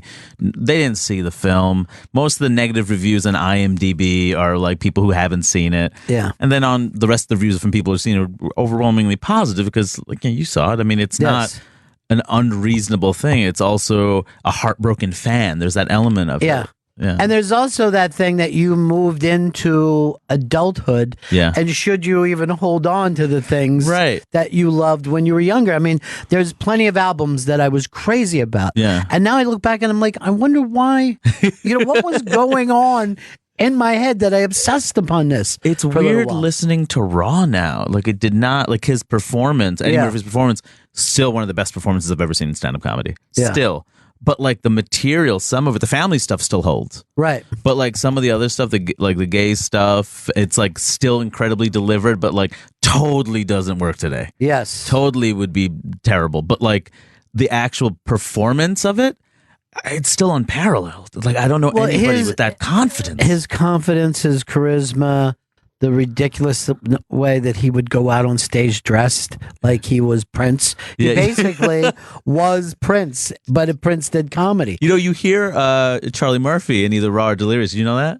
Yeah. There's this one moment where Eddie is about to start a next joke, and some person like in the audience yelled something out, Eddie! And then all of a sudden you hear someone say, "Shut up, bit!" And it's like it's Charlie. I had no idea. And That's hilarious. And then Eddie starts laughing on stage and starts clapping. Yeah, it's because it's his brother. Yeah, that's hilarious. Yeah, I listened to. I never noticed it, and I read it, and then I just kept playing it over and over, and I just laughed for the first time all over again. By the way, what was he, like 24 or 25 when the first one was he 19 when the first one came? What was first? Was Raw or Delirious? Delirious. Delirious had to be first. Right? I was 22. Wow, that's just not insane. And the first time, like he did the Tonight Show, he was like 19. Yeah, he was, and there I think he was wearing like a full suit, like he hadn't fallen into that.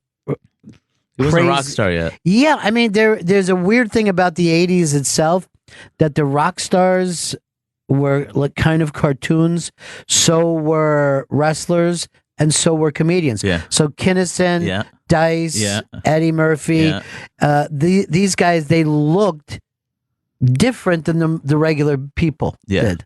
And they played these venues that were huge. Massive. Man, I mean, it's very... People are like...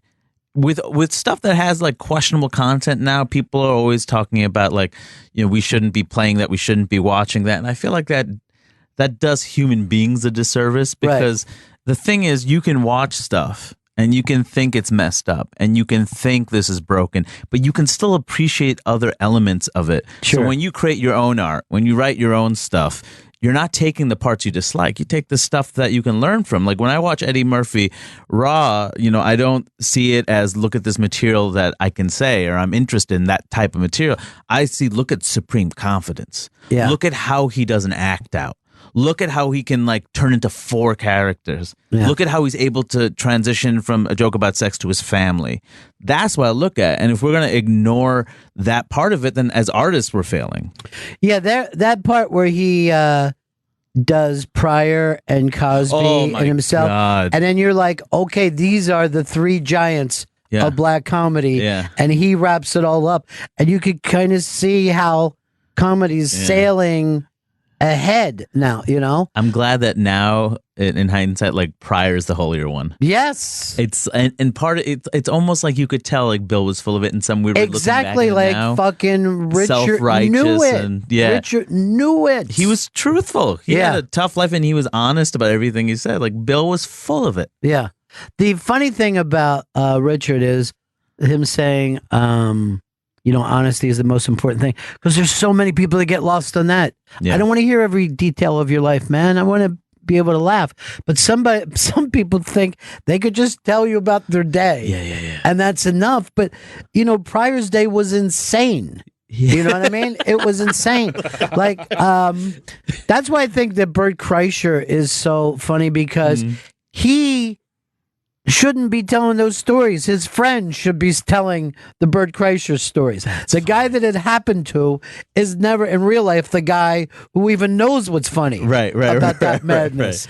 And Bert plays both parts on stage. The self-awareness makes it work. Yes, it's like you realize that that this is crazy, right? I mean, with Pryor, you know how they say every Beatles album created 100 different bands because there's so many different sounds? Same things with Pryor, man. Yeah. I mean, like all the jokes he does, like the sex stuff, that's a certain type of comic. All the impressions, Mudbone, all that's a character comic. To some of the weird stuff like that you can't believe it was in that era, that's like basically like an alternative comic. Yeah. Like there's so many, the storytelling, the family, that's a different comic. Like he's able to do all those styles interchangeably in a way where it's like, yeah, this is Richard Pryor. This is a complete person. You don't see it as inconsistent.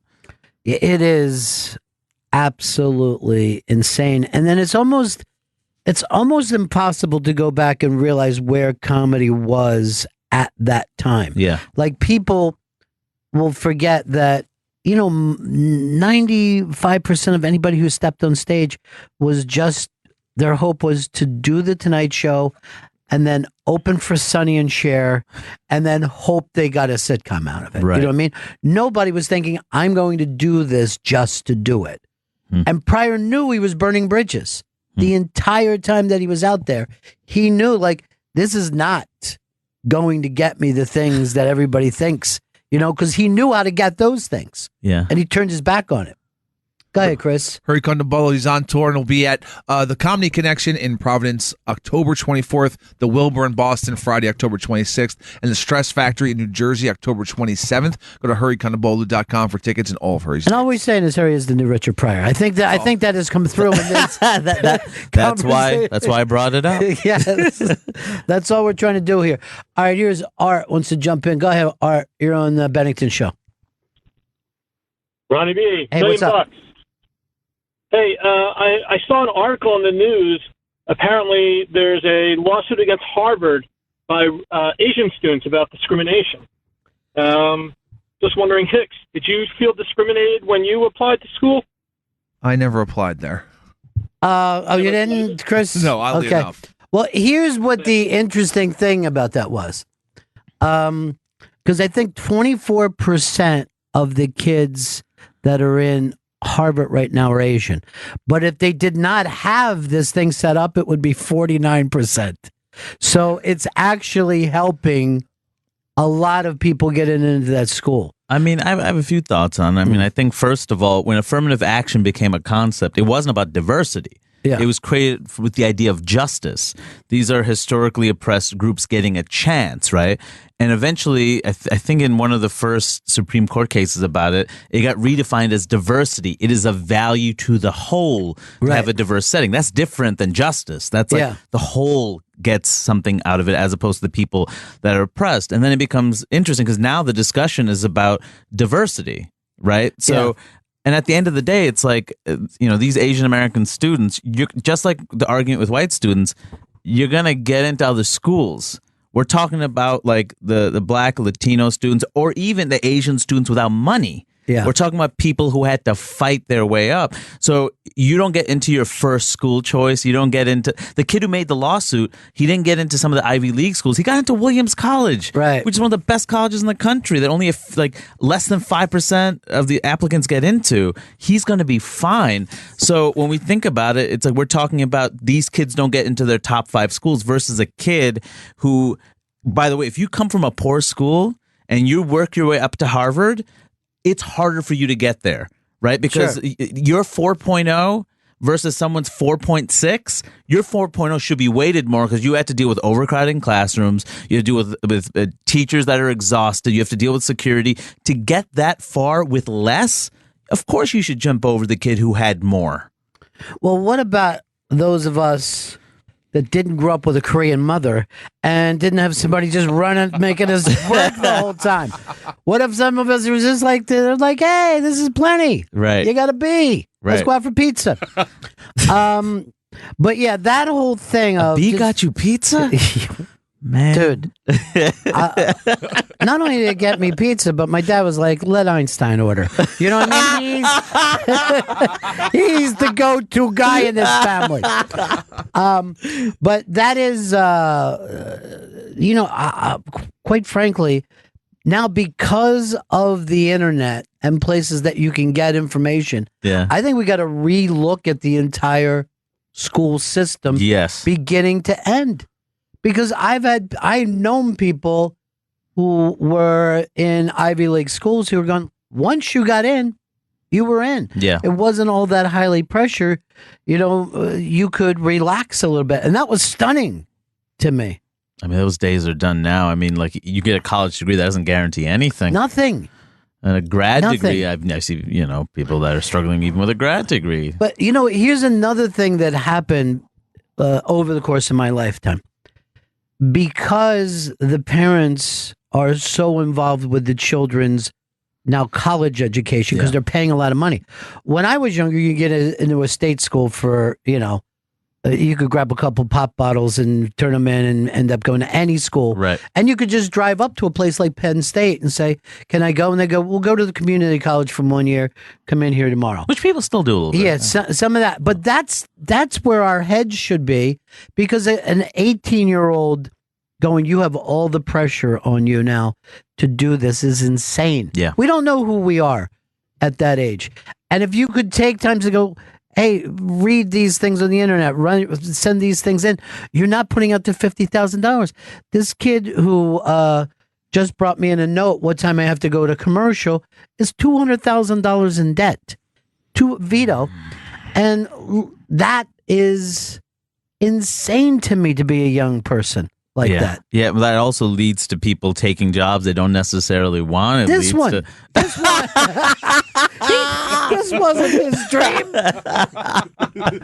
And I mean, to pay that off would have been a house years ago. You know what I mean? You could still get a condo for that for $200,000. They're forcing these kids into this game, and it's insane. Ridiculous. I mean, it's the same thing. I mean, education, medical stuff, these are all parts of a healthy society. You get better workers, you get better people, you get a better democracy. Like, we're really going to sacrifice that? So these, they're basically companies. Colleges are basically companies, so they can make more money. Well, but now you're also, are the schools in cahoots with the corporations? Is this a way to keep everything the same? Because there's no school out there going, guys, for what you're paying and what you're going to get out of it, you should not be doing this. This is not cost effective. Remember City College in New York? I mean, it used to be incredibly affordable, and it was well funded. It was one of the best colleges in the country. Yeah, and it was incredible. And now it's like underfunded, like a lot of city and state universities. Exactly. You should be able to get a quality education for something that doesn't affect you for the rest of your life. Yeah. You're not even going to med school. You're talking about a 4-year college degree. 4-year liberal arts degree, and these guys are finding themselves in deep debt. Yeah. And Chris doesn't even give out his phone number because he refuses to pay his college. Yeah, they call. I just don't answer. And guess what? I got a little extra cash in my pocket. I mean, but here's the thing. Should be you with a bookie or a drug dealer. You know what I mean? Not the college. I ain't paying the VIG the SUNY purchase, okay? It ain't going to happen. We're supposed to do something with Hunter College, and Chris is like, I can't go. No. He goes, I am not. Oh, that's hilarious. Can't show my face around there. So, I mean, that's the way it is. If you owe a bookie money, you can't go back to that bar until you're straight. Don't really like the Upper East Side at all. I just feel like if I'm near 2nd Avenue. I understand. You can't be seen. God. So what we're trying to do is fix everything in society in just one shot that you come in here to plug some gigs. We're also going to fix every problem in society. Go ahead and plug, Chris. He's going on tour, and he'll be at the Comedy Connection in Providence, Rhode Island, October 24th, the Wilbur in Boston, Friday, October 26th, and the Stress Factory in New Jersey, October 27th. Go to hurrycontabolu.com for tickets, and all of his dates, and the special Warn Your Relatives is available now on Netflix. I always think that more realistically, it's going to be google.com that people go to figure out. My website's google.com. What do you think my name sounds like? Well, that's probably going to be the website for it. But real quick, I do think there's a new sensitivity to the audiences, and I'm not sure that all the comedians understand. And I was telling this to a friend of mine the other day. I'll just say, I'll call him Nick DiPaolo, just to say it. And I go, you don't want to be Jack Carter in 1981. You know what I mean? Where that's fascinating. When the world had changed, and he's like, but I've always done these jokes, You don't want to be that guy who's not keeping up. I mean, the great stories, whether it's Carlin or Hicks or Pryor, what are the stories, right? They got to a point they couldn't do the vanilla anymore. They couldn't do the act that they used to do, and they decided to just be themselves, seep in the world, and actually relate to. I mean, Carlin went to college campuses, right? And I feel like people say, "Well, that was a different era." Yeah, it was a different era back then. People were like, "This is shocking." So to me, whenever I hear people say, "Oh, the college kids," and you're too young, you can't say this or that, it's like, you sound like you're basically saying the kids these days. Right. And you're irrelevant then. Don't be irrelevant. Look, you might not like where things are going, but it's the same job. You're supposed to communicate your thoughts and ideas to audiences and find a way to get them to laugh. You can't go into a room and say, this room's terrible, my stuff's not going to work. Figure it out. Right. You might have to improvise. You might have to talk to them. You can't blame the audience, and that's what it feels like when we say, oh, kids are too sensitive, everyone's too sensitive. It's like, well, that's where society is. Adjust to it. Well, people are always saying too, like, well, Hicks did homophobic material. He probably wouldn't now. He probably would have said to himself, hey, some of my stuff was based on stereotypes. Right. You know what I mean? Because I was talking about this with my chick.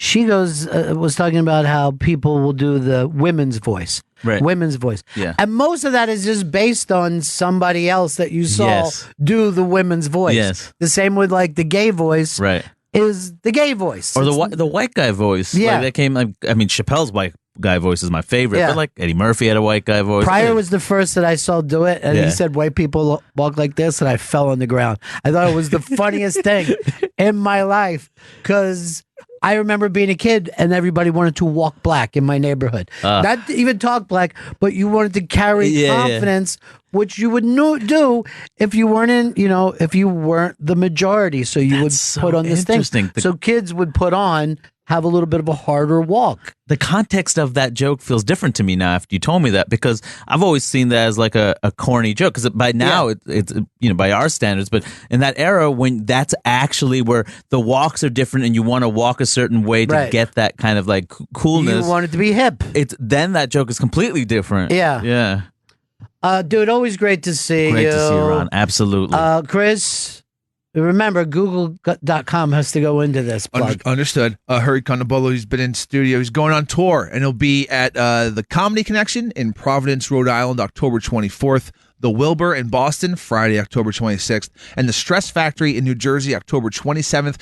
Go to hurrycondobolo.com or Google for tickets and all of Hurry's dates. And his special, Warn Your Relatives, is available now on Netflix. And coming up next is Robin Williams' Life and Comedy. Robin Williams, this is interesting.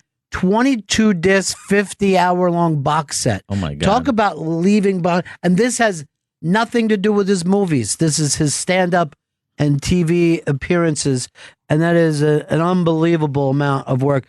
Paul Provenza, Bobcat Goldthwait, Louis Anderson, Kevin Pollak, Gilbert Godfrey, Ron White, Andrew Dice Clay, Chris Gethard, Reggie Watts, and the list goes on and on. People talking about him. That's coming up next.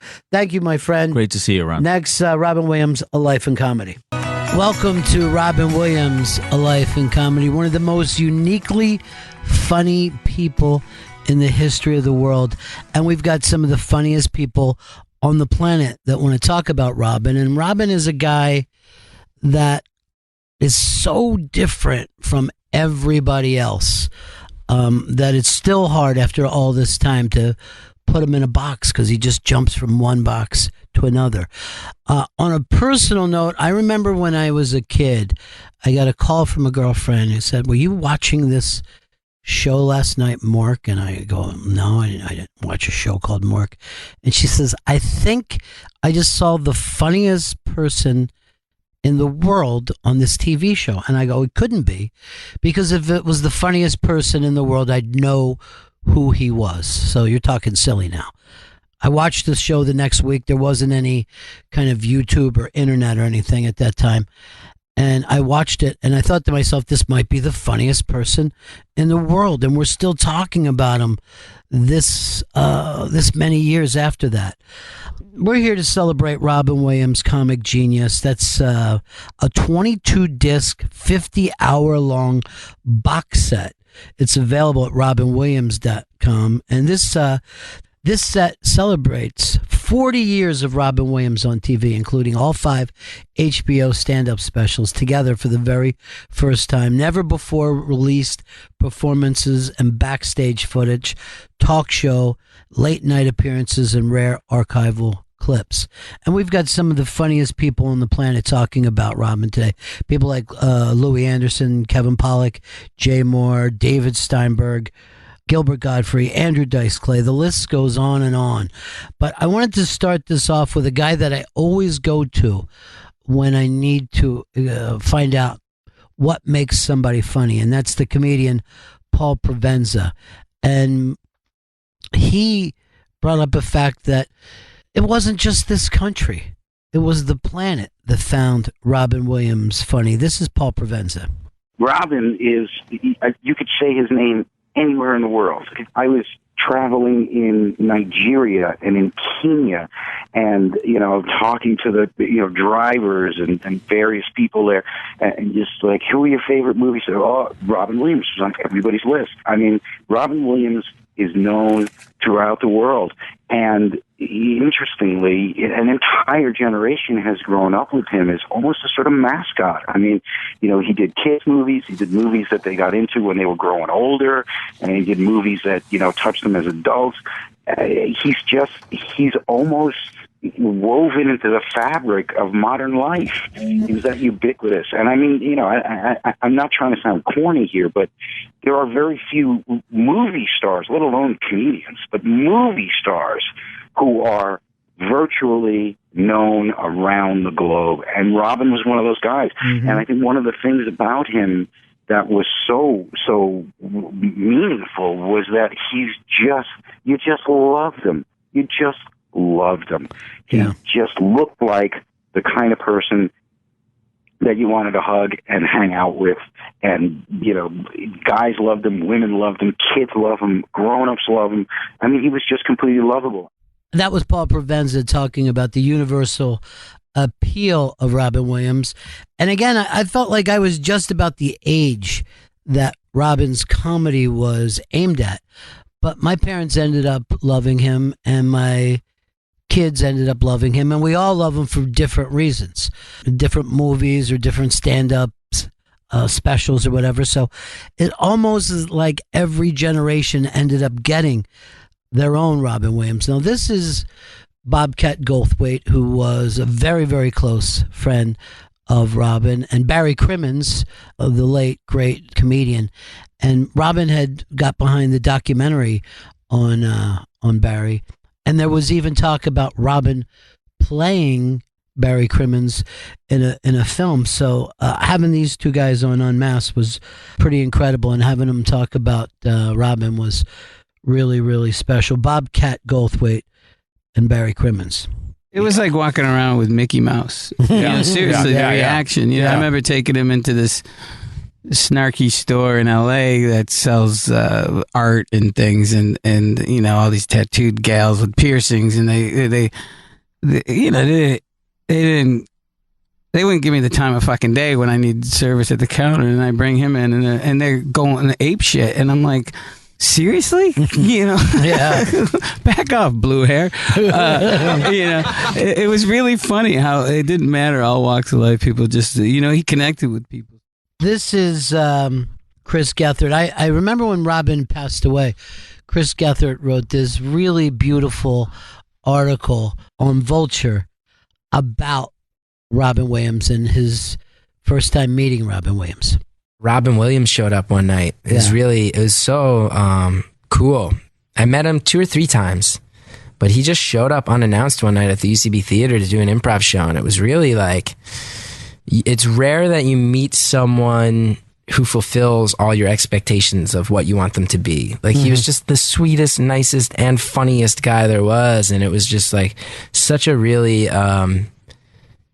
just like a really great night to be able to perform with a guy who was like legitimately one of my heroes growing up. And he was there, and he was like sweet and shy, and kind of like got uncomfortable with there being booze in the cooler in the green room, and we had to kind of get that out of there. And he was so like shy and quiet, but then on stage it was like being on stage with a tornado. It was really like, I haven't really experienced anything like that before or since. And it was really I'm glad that I get to say I was on stage with him. Chris Gethard talking about doing improv with Robin Williams, and that had to be close to impossible, because who's going to think that fast? Now, I always found it very, very interesting that wherever Robin dropped in, whether it was a comedy club or an improv group, it ended up becoming a legendary night. And, all the comics who don't normally watch other comics would be focused in. And when you think about that kind of pressure, that everybody expects greatness all the time, this is Tom Papa talking about when he got a chance to meet Robin Williams at the Comedy Cellar. The first time I met him was at the Comedy Cellar, and he would just come in by himself, huge star, and just kind of come in a little jacket and kind of like sit at the table with the other comedians, ranging from, open mic guys trying to get on the shows and establish, guys like Colin and stuff like that. And he would just kind of like sit there. And there was this energy even when he wasn't on, when he wasn't really trying to own the table and wasn't trying to take it over. You just felt this guy like percolating over there. He kind of vibrated, you know what I mean? Like with this kind of comedic life force. It was very, very, very strange. This is Reggie Watts talking about a chance that he ran into Robin Williams at this festival.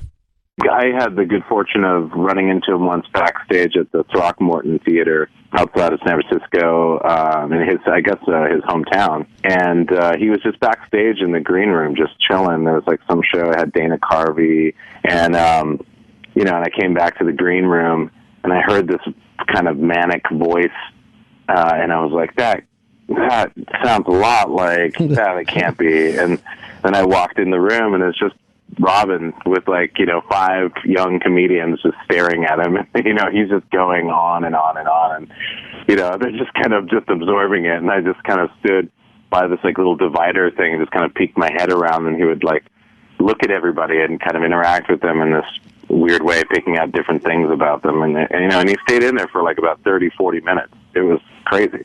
Reggie Watts talking about just one night of Robin Williams night, but being that thing that Reggie was going to remember forever. And that's what we're talking about. This is Robin Williams, A Life in Comedy. And we said this, there's Robin Williams Comic Genius is available for pre-order now at robinwilliams.com. It's 22 disc, 50-hour long box set. When Louis did his show, there was this the time on it that Robin Williams did not play the part of Robin Williams. He was acting in it. That was always the strange thing about Louis' show. Sometimes the people would be who they were, and other times they were, playing a different part. And our friend Big J Okerson was on the show, which I thought was cool enough, but he was in the Robin Williams episode. I don't think he got it at the time because he was, of a different age, but this is something I can't imagine that he would ever forget. This is Big J Okerson. Even acting a scene at all with Robin Williams was quite a treat. Yeah, and a little behind the scenes kind of cool on that was I had the sides for the show for the scene several days before we shot it, and then even the day of, it was a long day, and he came towards the end, and even on the working scripts that day, it always just said for his lines guest comic. It was never known to almost everybody until he came in that it was going to be Robin Williams. So it was such a cool. So to see him all of a sudden show up, but that's when I haven't seen him in a few years. To see him come in so salt and pepper hair and everything, and looking so different. It was pretty crazy. Yeah, pretty surreal experience. Yeah, I can't imagine. And Louis had always done such a great job casting that show and kind of tailoring those parts to that guest comic. Robin was amazing on that. Just an amazing little part that he had. Bobcat Goldthwait ended up becoming probably Robin's best friend. But this is Bobcat, who is, one of the most creative people of his generation. I believe, in my opinion, I think that he directed the best Robin Williams movie ever. But, everybody has their own favorite. But this is Bobcat Goldthwait talking about meeting Robin Williams. I met him in a comedy club in Boston. At the time, I was wearing a leisure suit, and I used to wear a lot of mascara, so it would be runny mascara. And the club owner's he's like, Robin Williams is coming. I don't want him to see you. And this is all true. Yeah. And I was like, all right. So he goes, and so I stood in the kitchen, and then Robin gets in there, and he goes in the kitchen trying to get away from everybody. And I didn't talk to him. We're just standing there in the kitchen. He's like, what are you doing in the kitchen? I go, they didn't want you to meet me. And he goes, oh, well, why not? I go, I don't know. So that was our first meeting, yeah. Were you a fan of his? Did you dig him? Or? Yeah. I remember seeing him as a young man on Dick Cavett, and Dick Cavett's trying to interview him, and he's running around, and there's a chimney, and he looks up there and he goes, "Don't look, you know, there's a red suit with some bones in it." So and then there was a journalist there who was writing a thing, and Robin took it out and he started reading it, and it said something about, you know, that he was impressed by his own cuteness or something like that. Right. And I was like, wow, this guy, this is anarchy. I love this, you know. So yeah, I was a fan of his, and then we became friends. You know, it's weird. There's a few people in my life who I didn't seek out to become friends with, that were people that molded me, but it just ended up being friends with. That is Bobcat Goldthwait talking about Robin. Now,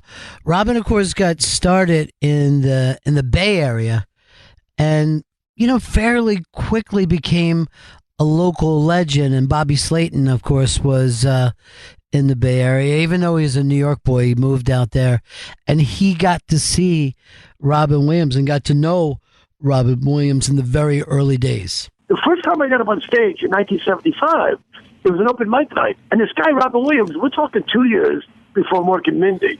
He was like this devastating. I don't think people realize, because you see so much comedy now, right? And you've seen him so much, and you've seen so many styles of comedy, that the guy was a comet. The guy was like Sam Kinison. If he came along now, you go, oh God, he's vile. Lenny Bruce, you know, because, you know, these guys were trailblazers. And now, because people have seen so much, but Robin was more than a comic. He would do impressions. He would do accents, you know, a Yiddish accent, like Sid Caesar. I think it's hysterical when Bobby's trying to put that into perspective, that it's so rare to see something that we've never seen before. And nobody, of course, works in Robin's style now, because immediately everybody would go, oh, I see, this guy is trying to do Robin Williams. But what a treat he had to see him in 1975. This is Louis Anderson talking about Robin at the Comedy Store. And when he came down to L.A., he came in fully formed. Robin was a Comedy Store guy, and he could play anywhere, but he liked the Comedy Store, and he would come, and he would. I remember the first time I saw him live, and I think Sam was on before him, and 2 or 3 other giant heavy hitters, and Robin came on, and then that was like, you know, the game was over. I mean, I love Sam and all those other people, but when Robin Williams came on, that was it. That was, you realized how much work you either had to do or you never were going to be able to do to touch what he was doing. You know, there was, because that was the part of you as a comedian where you said, Jesus Christ, how does this guy, where did he get this? How does he do that? I think one of the amazing things about Robin is, of course, he was incredibly funny, but he also set up himself to break your heart. And there was always a lot of that in his work. And I think sometimes, even when you just looked at him, when you weren't laughing, I think you went immediately to sad. But there was always some kind of emotional response to him, even when he was still. And like most funny people, he was an incredibly smart guy as well. This is also a guy who I love to talk to about comedy, because he's so smart about not only his own comedy, but everybody's. And that's Kevin Pollak. He had a legitimate speed of recall. Part of his brilliance when he was in the zone was recall speed of references, and it's almost pedestrian now to make comedic material based around pop culture references, you know? Yeah. And this was a guy that was spewing it without even being conscious of the trail, paper trail that he was, you know, leaving behind. Kevin Pollak talking about Robin Williams. Go to robinwilliams.com. The Robin Williams Comic Genius is up. 40 years of Robin Williams on TV. all 5 HBO specials together for the very first time, and a lot of never before released performances, backstage footage, talk shows, and on and on and on. But the thing about Robin was, I think he wasn't just stand-up, and it's very weird that Andy Kaufman and Steve Martin and Robin Williams all kind of broke at the same time, because they broke all the rules of stand-up performance. A lot of people think a lot of it was somewhat performance art, and this is another really eccentric, interesting, unique performer, Reggie Watts, talking about that. When I found out that, in the 70s, he would, be in New York and he would, dress up like a mime and, direct traffic and create chaos in traffic. I heard about that. I was like, that is so brilliant. That's exactly the thing that I love. If I grew up in New York and I were, in my teens or early 20s, I would totally done that myself too. It's just that kind of a spirit that like indicates that, okay, he's successful as this character because he brings this crazy energy, as Mork, but there's no way that guy was going to go away. Oh, this is Bobby Slayton again, talking about seeing Robin Williams on stage. I was a doorman at a club called the Boarding House in San Francisco, which is like the bottom line of New York. Mm-hmm. It was, every city has these big clubs where a lot of rock stars played. And I was a doorman there, and I've been doing comedy for about 3-4 months. And Melissa Manchester, do you remember her? Sure. She was on the bill. Nobody knew about Robin. Again, a year or two before Mork and Mindy. And the announcement was, we have a comic, Robin Williams. He couldn't be here tonight, but this new kid, Nicky Lennon from Russia. I knew before Jakob Smirnoff. And Robin came out, you're American. And he did 5 minutes, and nobody's laughing. But he did it on purpose, like Andy Kaufman. He did this performance art, and then he started getting laughs. That takes a lot of balls for a comedian. You ask any comic to be able to go on stage and just do stuff like that.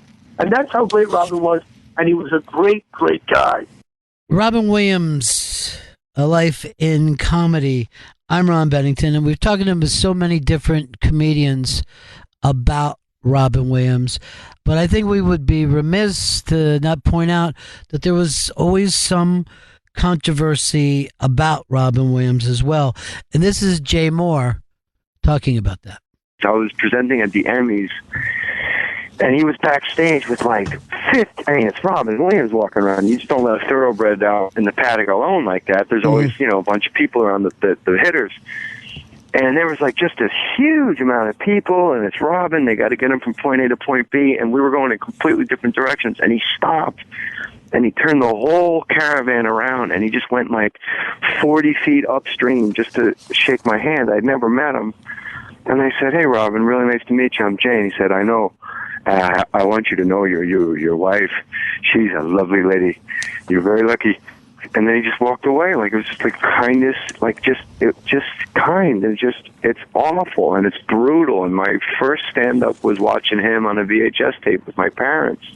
And we wore it out. And it was like, it was okay that he swore. For some reason, like, I had the pass to watch somebody, say F, and drop F-bombs and talk about cocaine because it was him. I think that's a testament to how let's not whitewash. This guy took a lot of shit when he was alive. People said he stole material, and people, like, it's if you're at the top, people want to take your shots at him. And I hope everybody that ever accused Robin Williams of being a thief, I hope you're sitting there very smugly now that you cast negative energy his way. This is Louis Anderson talking about some of the same stuff at the Comedy Store in L.A.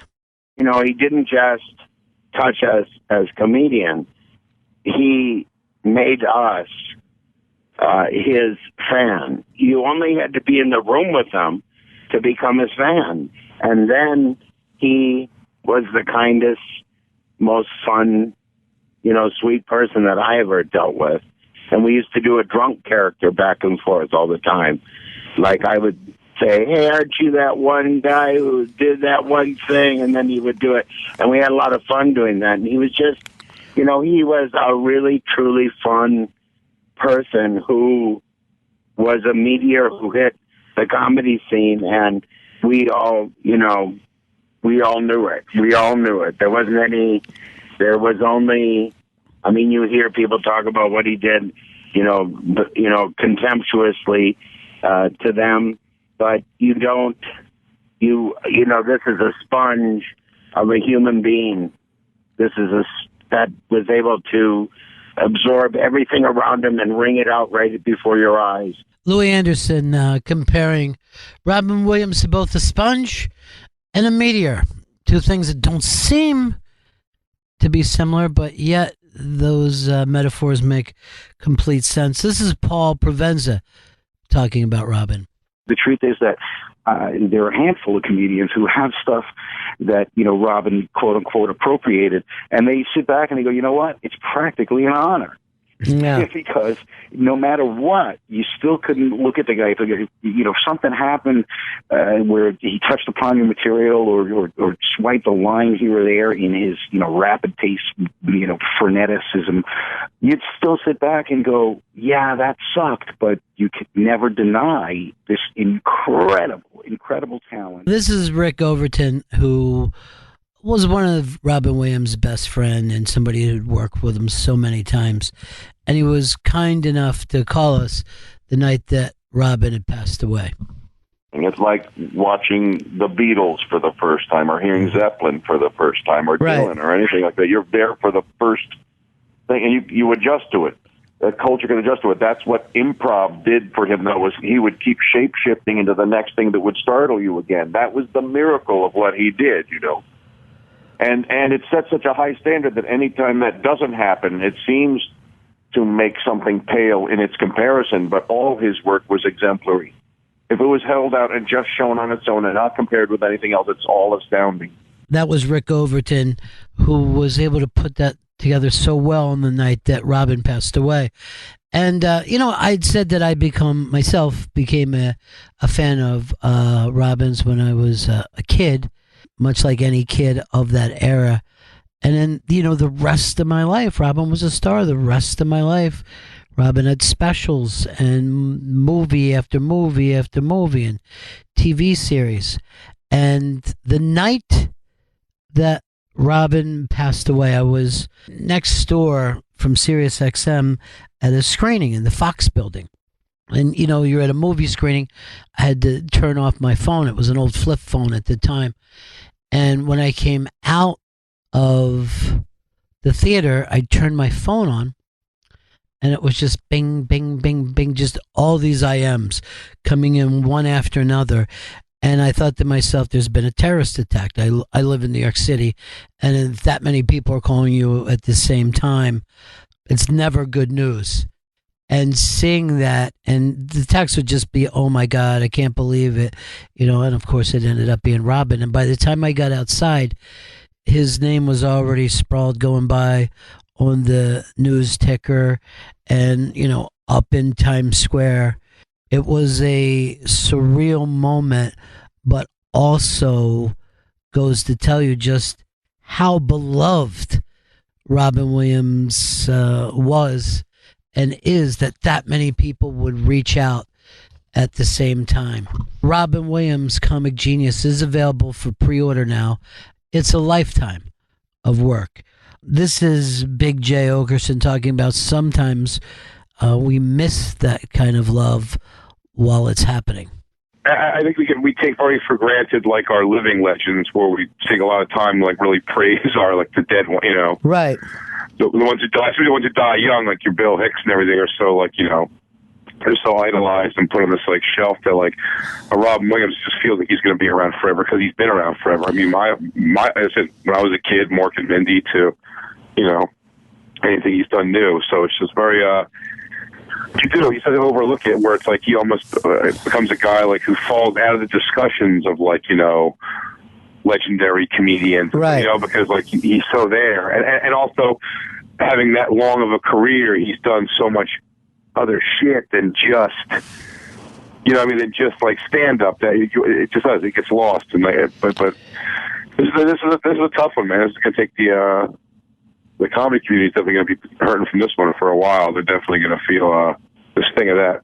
That was Big J. Okerson, and we were talking about Robin the night that he died. And, you know, all of us, I think, were gigantic Robin Williams fans. We're talking to people that he knew and worked with, but I still to this day don't know who the real Robin Williams was. And I was talking to Chris Gethard about that very thing. I mean, I'd have to imagine that the guy backstage is choosing to tap into that guy on stage for reasons. I have to think that the backstage, in my experience, the backstage comedians is closer to the real comedian, you know?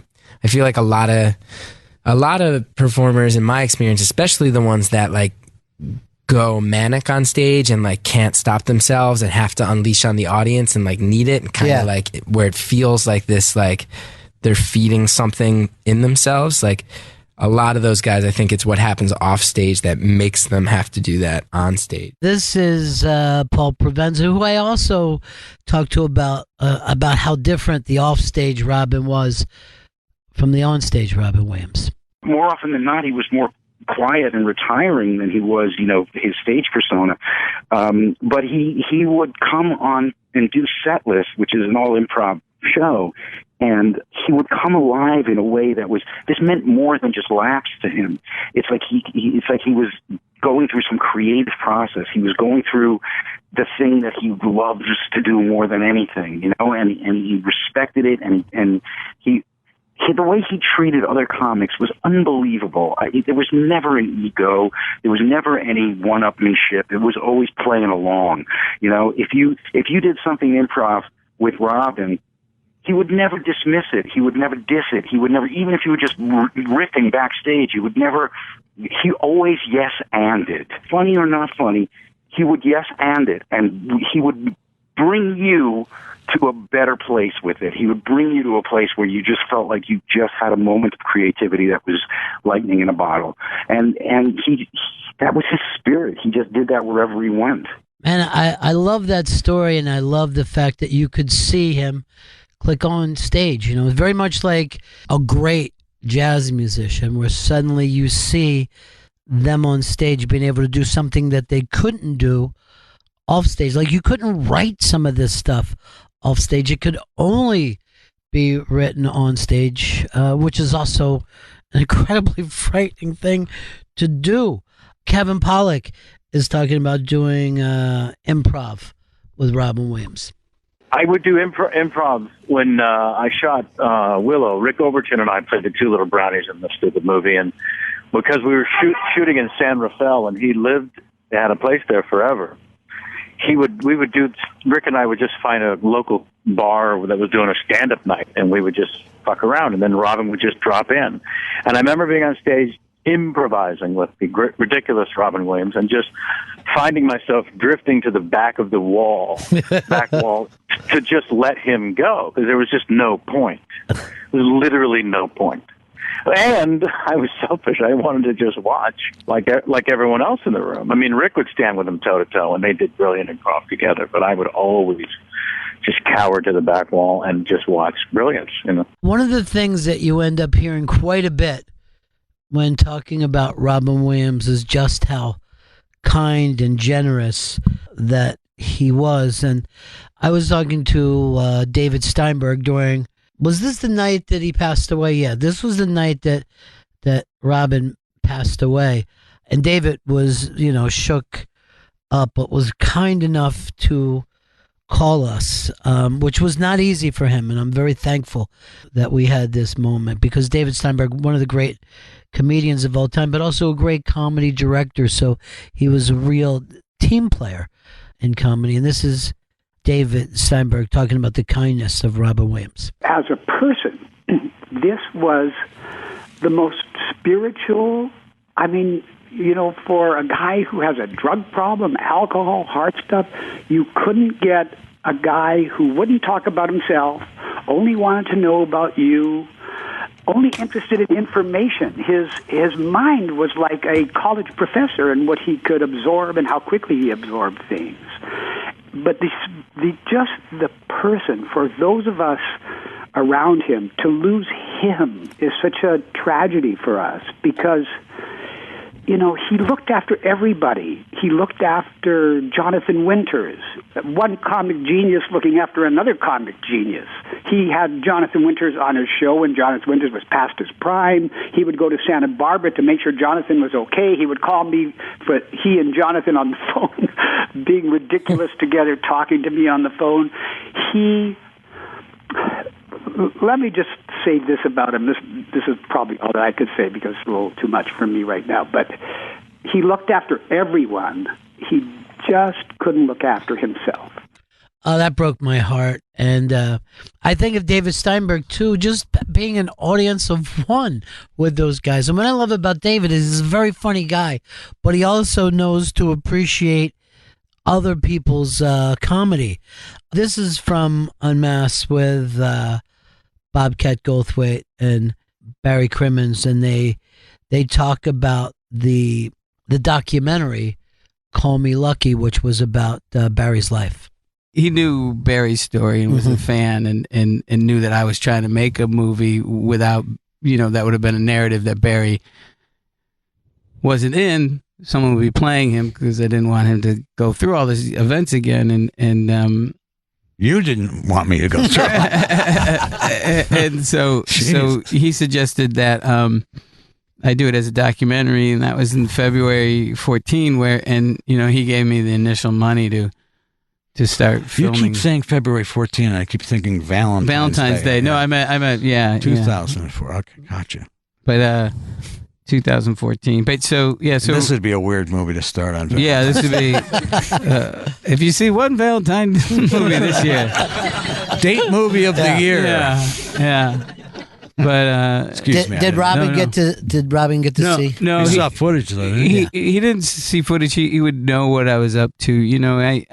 I truly didn't have a friend that I actually was closer with. We text and spoke almost every day. Even in those last couple of years, even more. So he was my best friend. So he knew what was going on. He would talk about this movie going to Sundance, and I would tell him to go fuck himself, and he was right. So it was weird. It premiered in the same theater that that World's Greatest Dad premiered. And I think that he always understood the kind of clout that he carried from place to place, and he made sure that he shared that with other comedians. This is Kevin Pollak talking about Robin Williams. For a guy like me, just starting out, barely out of my teens, to have the hero like that explode on national television in 78 with Mork and Mindy, just as I'm taking on stand-up full-time, it was... And then to be befriended by a hero instantly, because that was just his way, to the point where I remember my second 1-hour stand-up special on HBO. I was doing this behind-the-scenes stuff. We were pimping Madonna's Truth or Dare, the way she chose to document herself. But I had this great idea where you would hear me in voiceover as you see me standing in front of a makeup mirror in a dressing room, and I'm talking to myself in the mirror, but you hear me in voiceover saying, a lot of people have asked me over the years how I learned to do impersonations. I'm not sure there's any perfect way, but I think I may have found it. And then we come into the scene where we hear me now, we full on see me and talking to myself in the makeup mirror, and I'm saying, and I'm doing Robin. Oh, I can't stand. All right. Oh, well, that's not it. Shit, how'd you do it? And then the camera widens out, and he's standing there. And he says, no, it's not like that. Don't grab your dick. What's the matter with you? And it was just the most giving, perfect, possible way to do an impression of him and have him in the room. I mean, it was just so generous of him. And, it was the kind of impression, even at that point in my life, that stays with you the rest of your life in terms of, here's a guy at the height of his game, and what do you need, man? Kevin Pollak talking about being young and having Robin jump in and do this scene with him. This is Gilbert Gottfried, who is like Robin in the way that he's not like anybody else. Gilbert Gottfried. What I remember most about him was that one time when I was not well known by any stretch, I was just known around the comedy circles, I was supposed to go on next at the Improv, and Robin popped in, and then they said to him, "Okay, you're on next." And he saw that I was about to go on, and Robin said, "No, I've got some people in the audience, and I'd like them to see Gilbert first." And he let me go on, and I did well. And when I got off stage, Robin was laughing and wiping his eyes, and he goes, "Oh, you really baked my cookies." And so Robin was, to me, more than... He was more than just a comedian. He was a he was a comedy force of nature. It was like, I remember, like, quite often at the comedy clubs, he'd be on stage, and a bunch of times he would just call out my name and invite me on with him, and then we'd play off each other, which afterwards it was very invigorating, but also extremely exhausting. He just kept going endlessly. Gilbert Gottfried talking about Robin Williams. And of course, they were the voices in Aladdin, which so many young people brought up to me after Robin passed away, that was their Robin Williams. And I'm like, what, the cartoon? You know what I mean? It didn't make sense to me. And yet, if you were the right age, that was the cartoon of your lifetime. And there was a whole generation of 90s kids that just fell in love with that and keep it to this day. This is Robin Williams, A Life in Comedy. Go to robinwilliams.com. There's a 22-disc, 50-hour long box set, Robin Williams, Comic Genius. You can get it for pre-order at robinwilliams.com. Next is the fantastic comedian and storyteller, Ron White. He was in doing Unmasked with me. And this is a story I hadn't heard before. We were just talking, and I remember it was around Christmas, around the end of the year, and the year gets kind of heavy on you then. And we ended up talking about Robin, and like I said, he laid this story on me that I had never heard before. I don't know if you know my Robin Williams story. Not a lot of people do, but I had a brief bout with sobriety a few years ago that I was able to overcome with help from my friends. And Victor, you helped me get through that, didn't you? And this bout with sobriety started at a rehab in Malibu. And I wasn't particularly good at it. You know, I was 2 weeks into it. You know, I was not doing well. So they said, well, hey, you're having this, we're going to be doing a special thing, Ron, for you. And you're going to go have a lunch with a secret lunch. And I'm like, okay. And I'm in a car by myself. They take me to the Bel Air Hotel, Robin Williams, Bobcat Goldthwait. Wow. So those guys sat down and talked to you. Had you known them before then? No. I knew Bob, yeah, Bobcat, but not Robin. And we didn't spend 1 second talking about the amazingly boring story of sobriety. We talked about jokes and comedy and stand-up, and he helped me write work on a bit that I was working on. We sat there and laughed for 2 hours, you know. And you had never met him before? Never met him. Never saw him again. So that's the kind of amazing guy that would be there for another person. Bobcat, to me, is one of the great artists in this country, a great director. But what do you say that, you know, your life got to that point that here these two men would show up to be there for you? Right. Well, you know, it showed me how much heart, you know, and Robin, the 2 hours that I knew him, was on the whole 2 hours. I mean, he was Robin Williams in character, which is all he really was comfortable doing, you know. So nobody really knew what was going on behind that. And I didn't even wonder or care, you know. I just thought it was amazing, you know, that this guy would come out. He didn't know me at all, but he would come out and try to help me through this little tiny struggle that I was having. And then he took his own life, you know, and it was tough. Yeah. Tougher than it should have been probably for me. Yeah. Just because he was so kind for no reason at all. But that, of course, says about his humanity, but also about where your career that these guys, to me, two of the really great artists of all time, will look over and say, one of our guys is in trouble. He's not feeling something. Let's just hang out with him today. Yeah. That's a long way to take your career, my friend. Yeah, sorry. You don't have to be sorry for that. Let me tell you, it's I didn't know this story, but I do know Bobcat, and I know that Robin was always looking out for people. Right, and they'd been friends forever, and they were best friends. And Bobcat had been sober for like 25 years. Yeah, and I know the sobriety didn't work out for Robin or me, either one. But and that doesn't make the story any less special to me. Yeah, and it's also a story I never ever told until he died. And then when he died, I thought, well, I should tell that story. I should tell that story of his compassion, for a fellow comic that was struggling.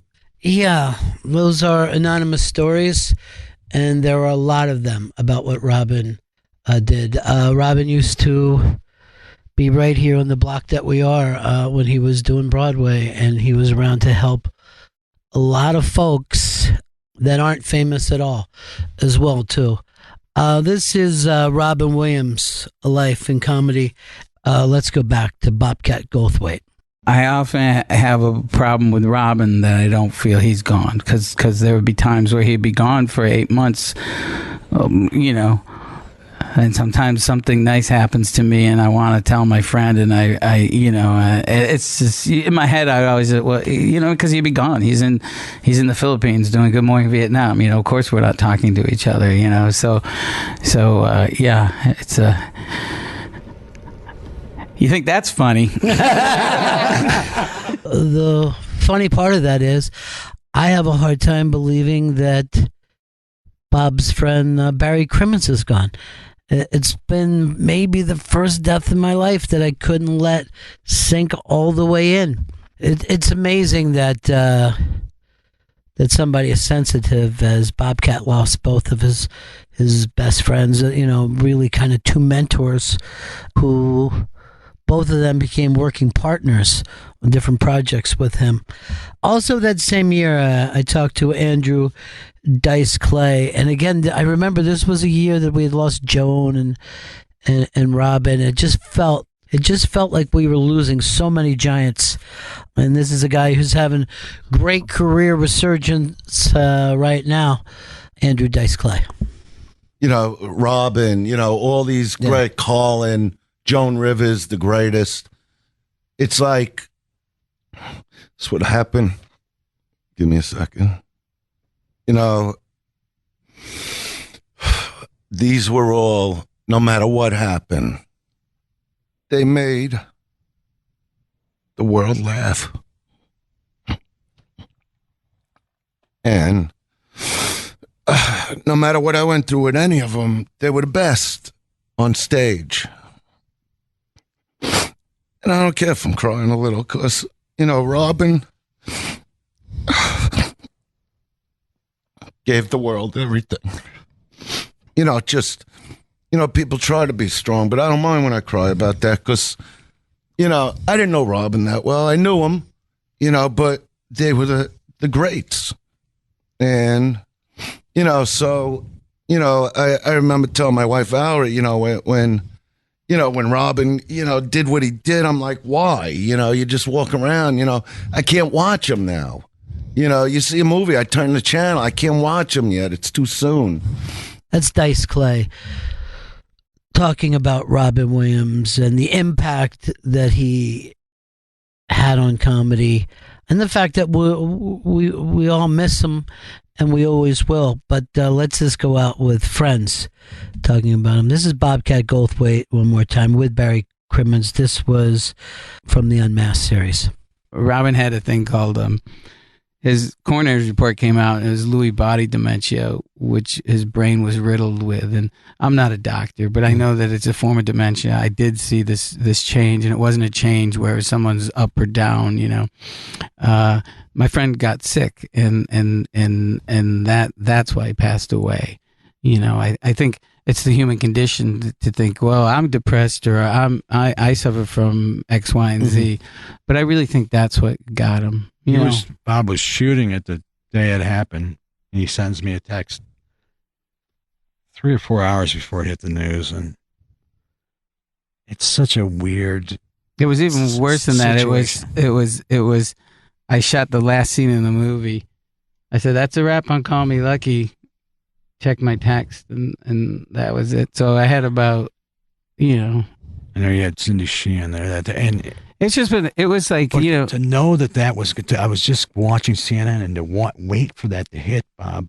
Knowing this fucking shitstorm was going to hit with all these people who are going to make it about them, and to be so, ripped up over Robin, but so worried about you, and that you went on and finished this thing, edited it, put it together, and got it to Sundance like a few months later. It was a really good year. It was. I went through a divorce. My best friend killed himself, and then my girlfriend and I broke up decorating the Christmas tree. But when things got really dark, I could edit a movie about my best friend getting raped when he was 4. So my other best friend. So it was just. What I'm saying is, 2014 ripped my cock off. It was the worst fucking year. But Robin Williams, A Life in Comedy. There is a 22-disc, 50-hour-long box set, Robin Williams, Comic Genius, available for pre-order now at robinwilliams.com. 40 years of Robin Williams on TV, including all 5 HBO specials together for the very first time. Never before released performances and backstage footage, talk show and late night appearances, rare archival clips. It's pretty amazing, and we want to thank all the comedians who were on this special. Paul Provenza, Bobcat Goldthwait, Louis Anderson, Kevin Pollak, Jay Moore, Rick Overton, David Steinberg, Gilbert Godfrey, Ron White, Andrew Dice Clay, Barry Crimmins, Chris Gethard, Tom Papa, Reggie Watts, Big J. Okerson, and Bobby Slayton. It has been Robin Williams, A Life in Comedy.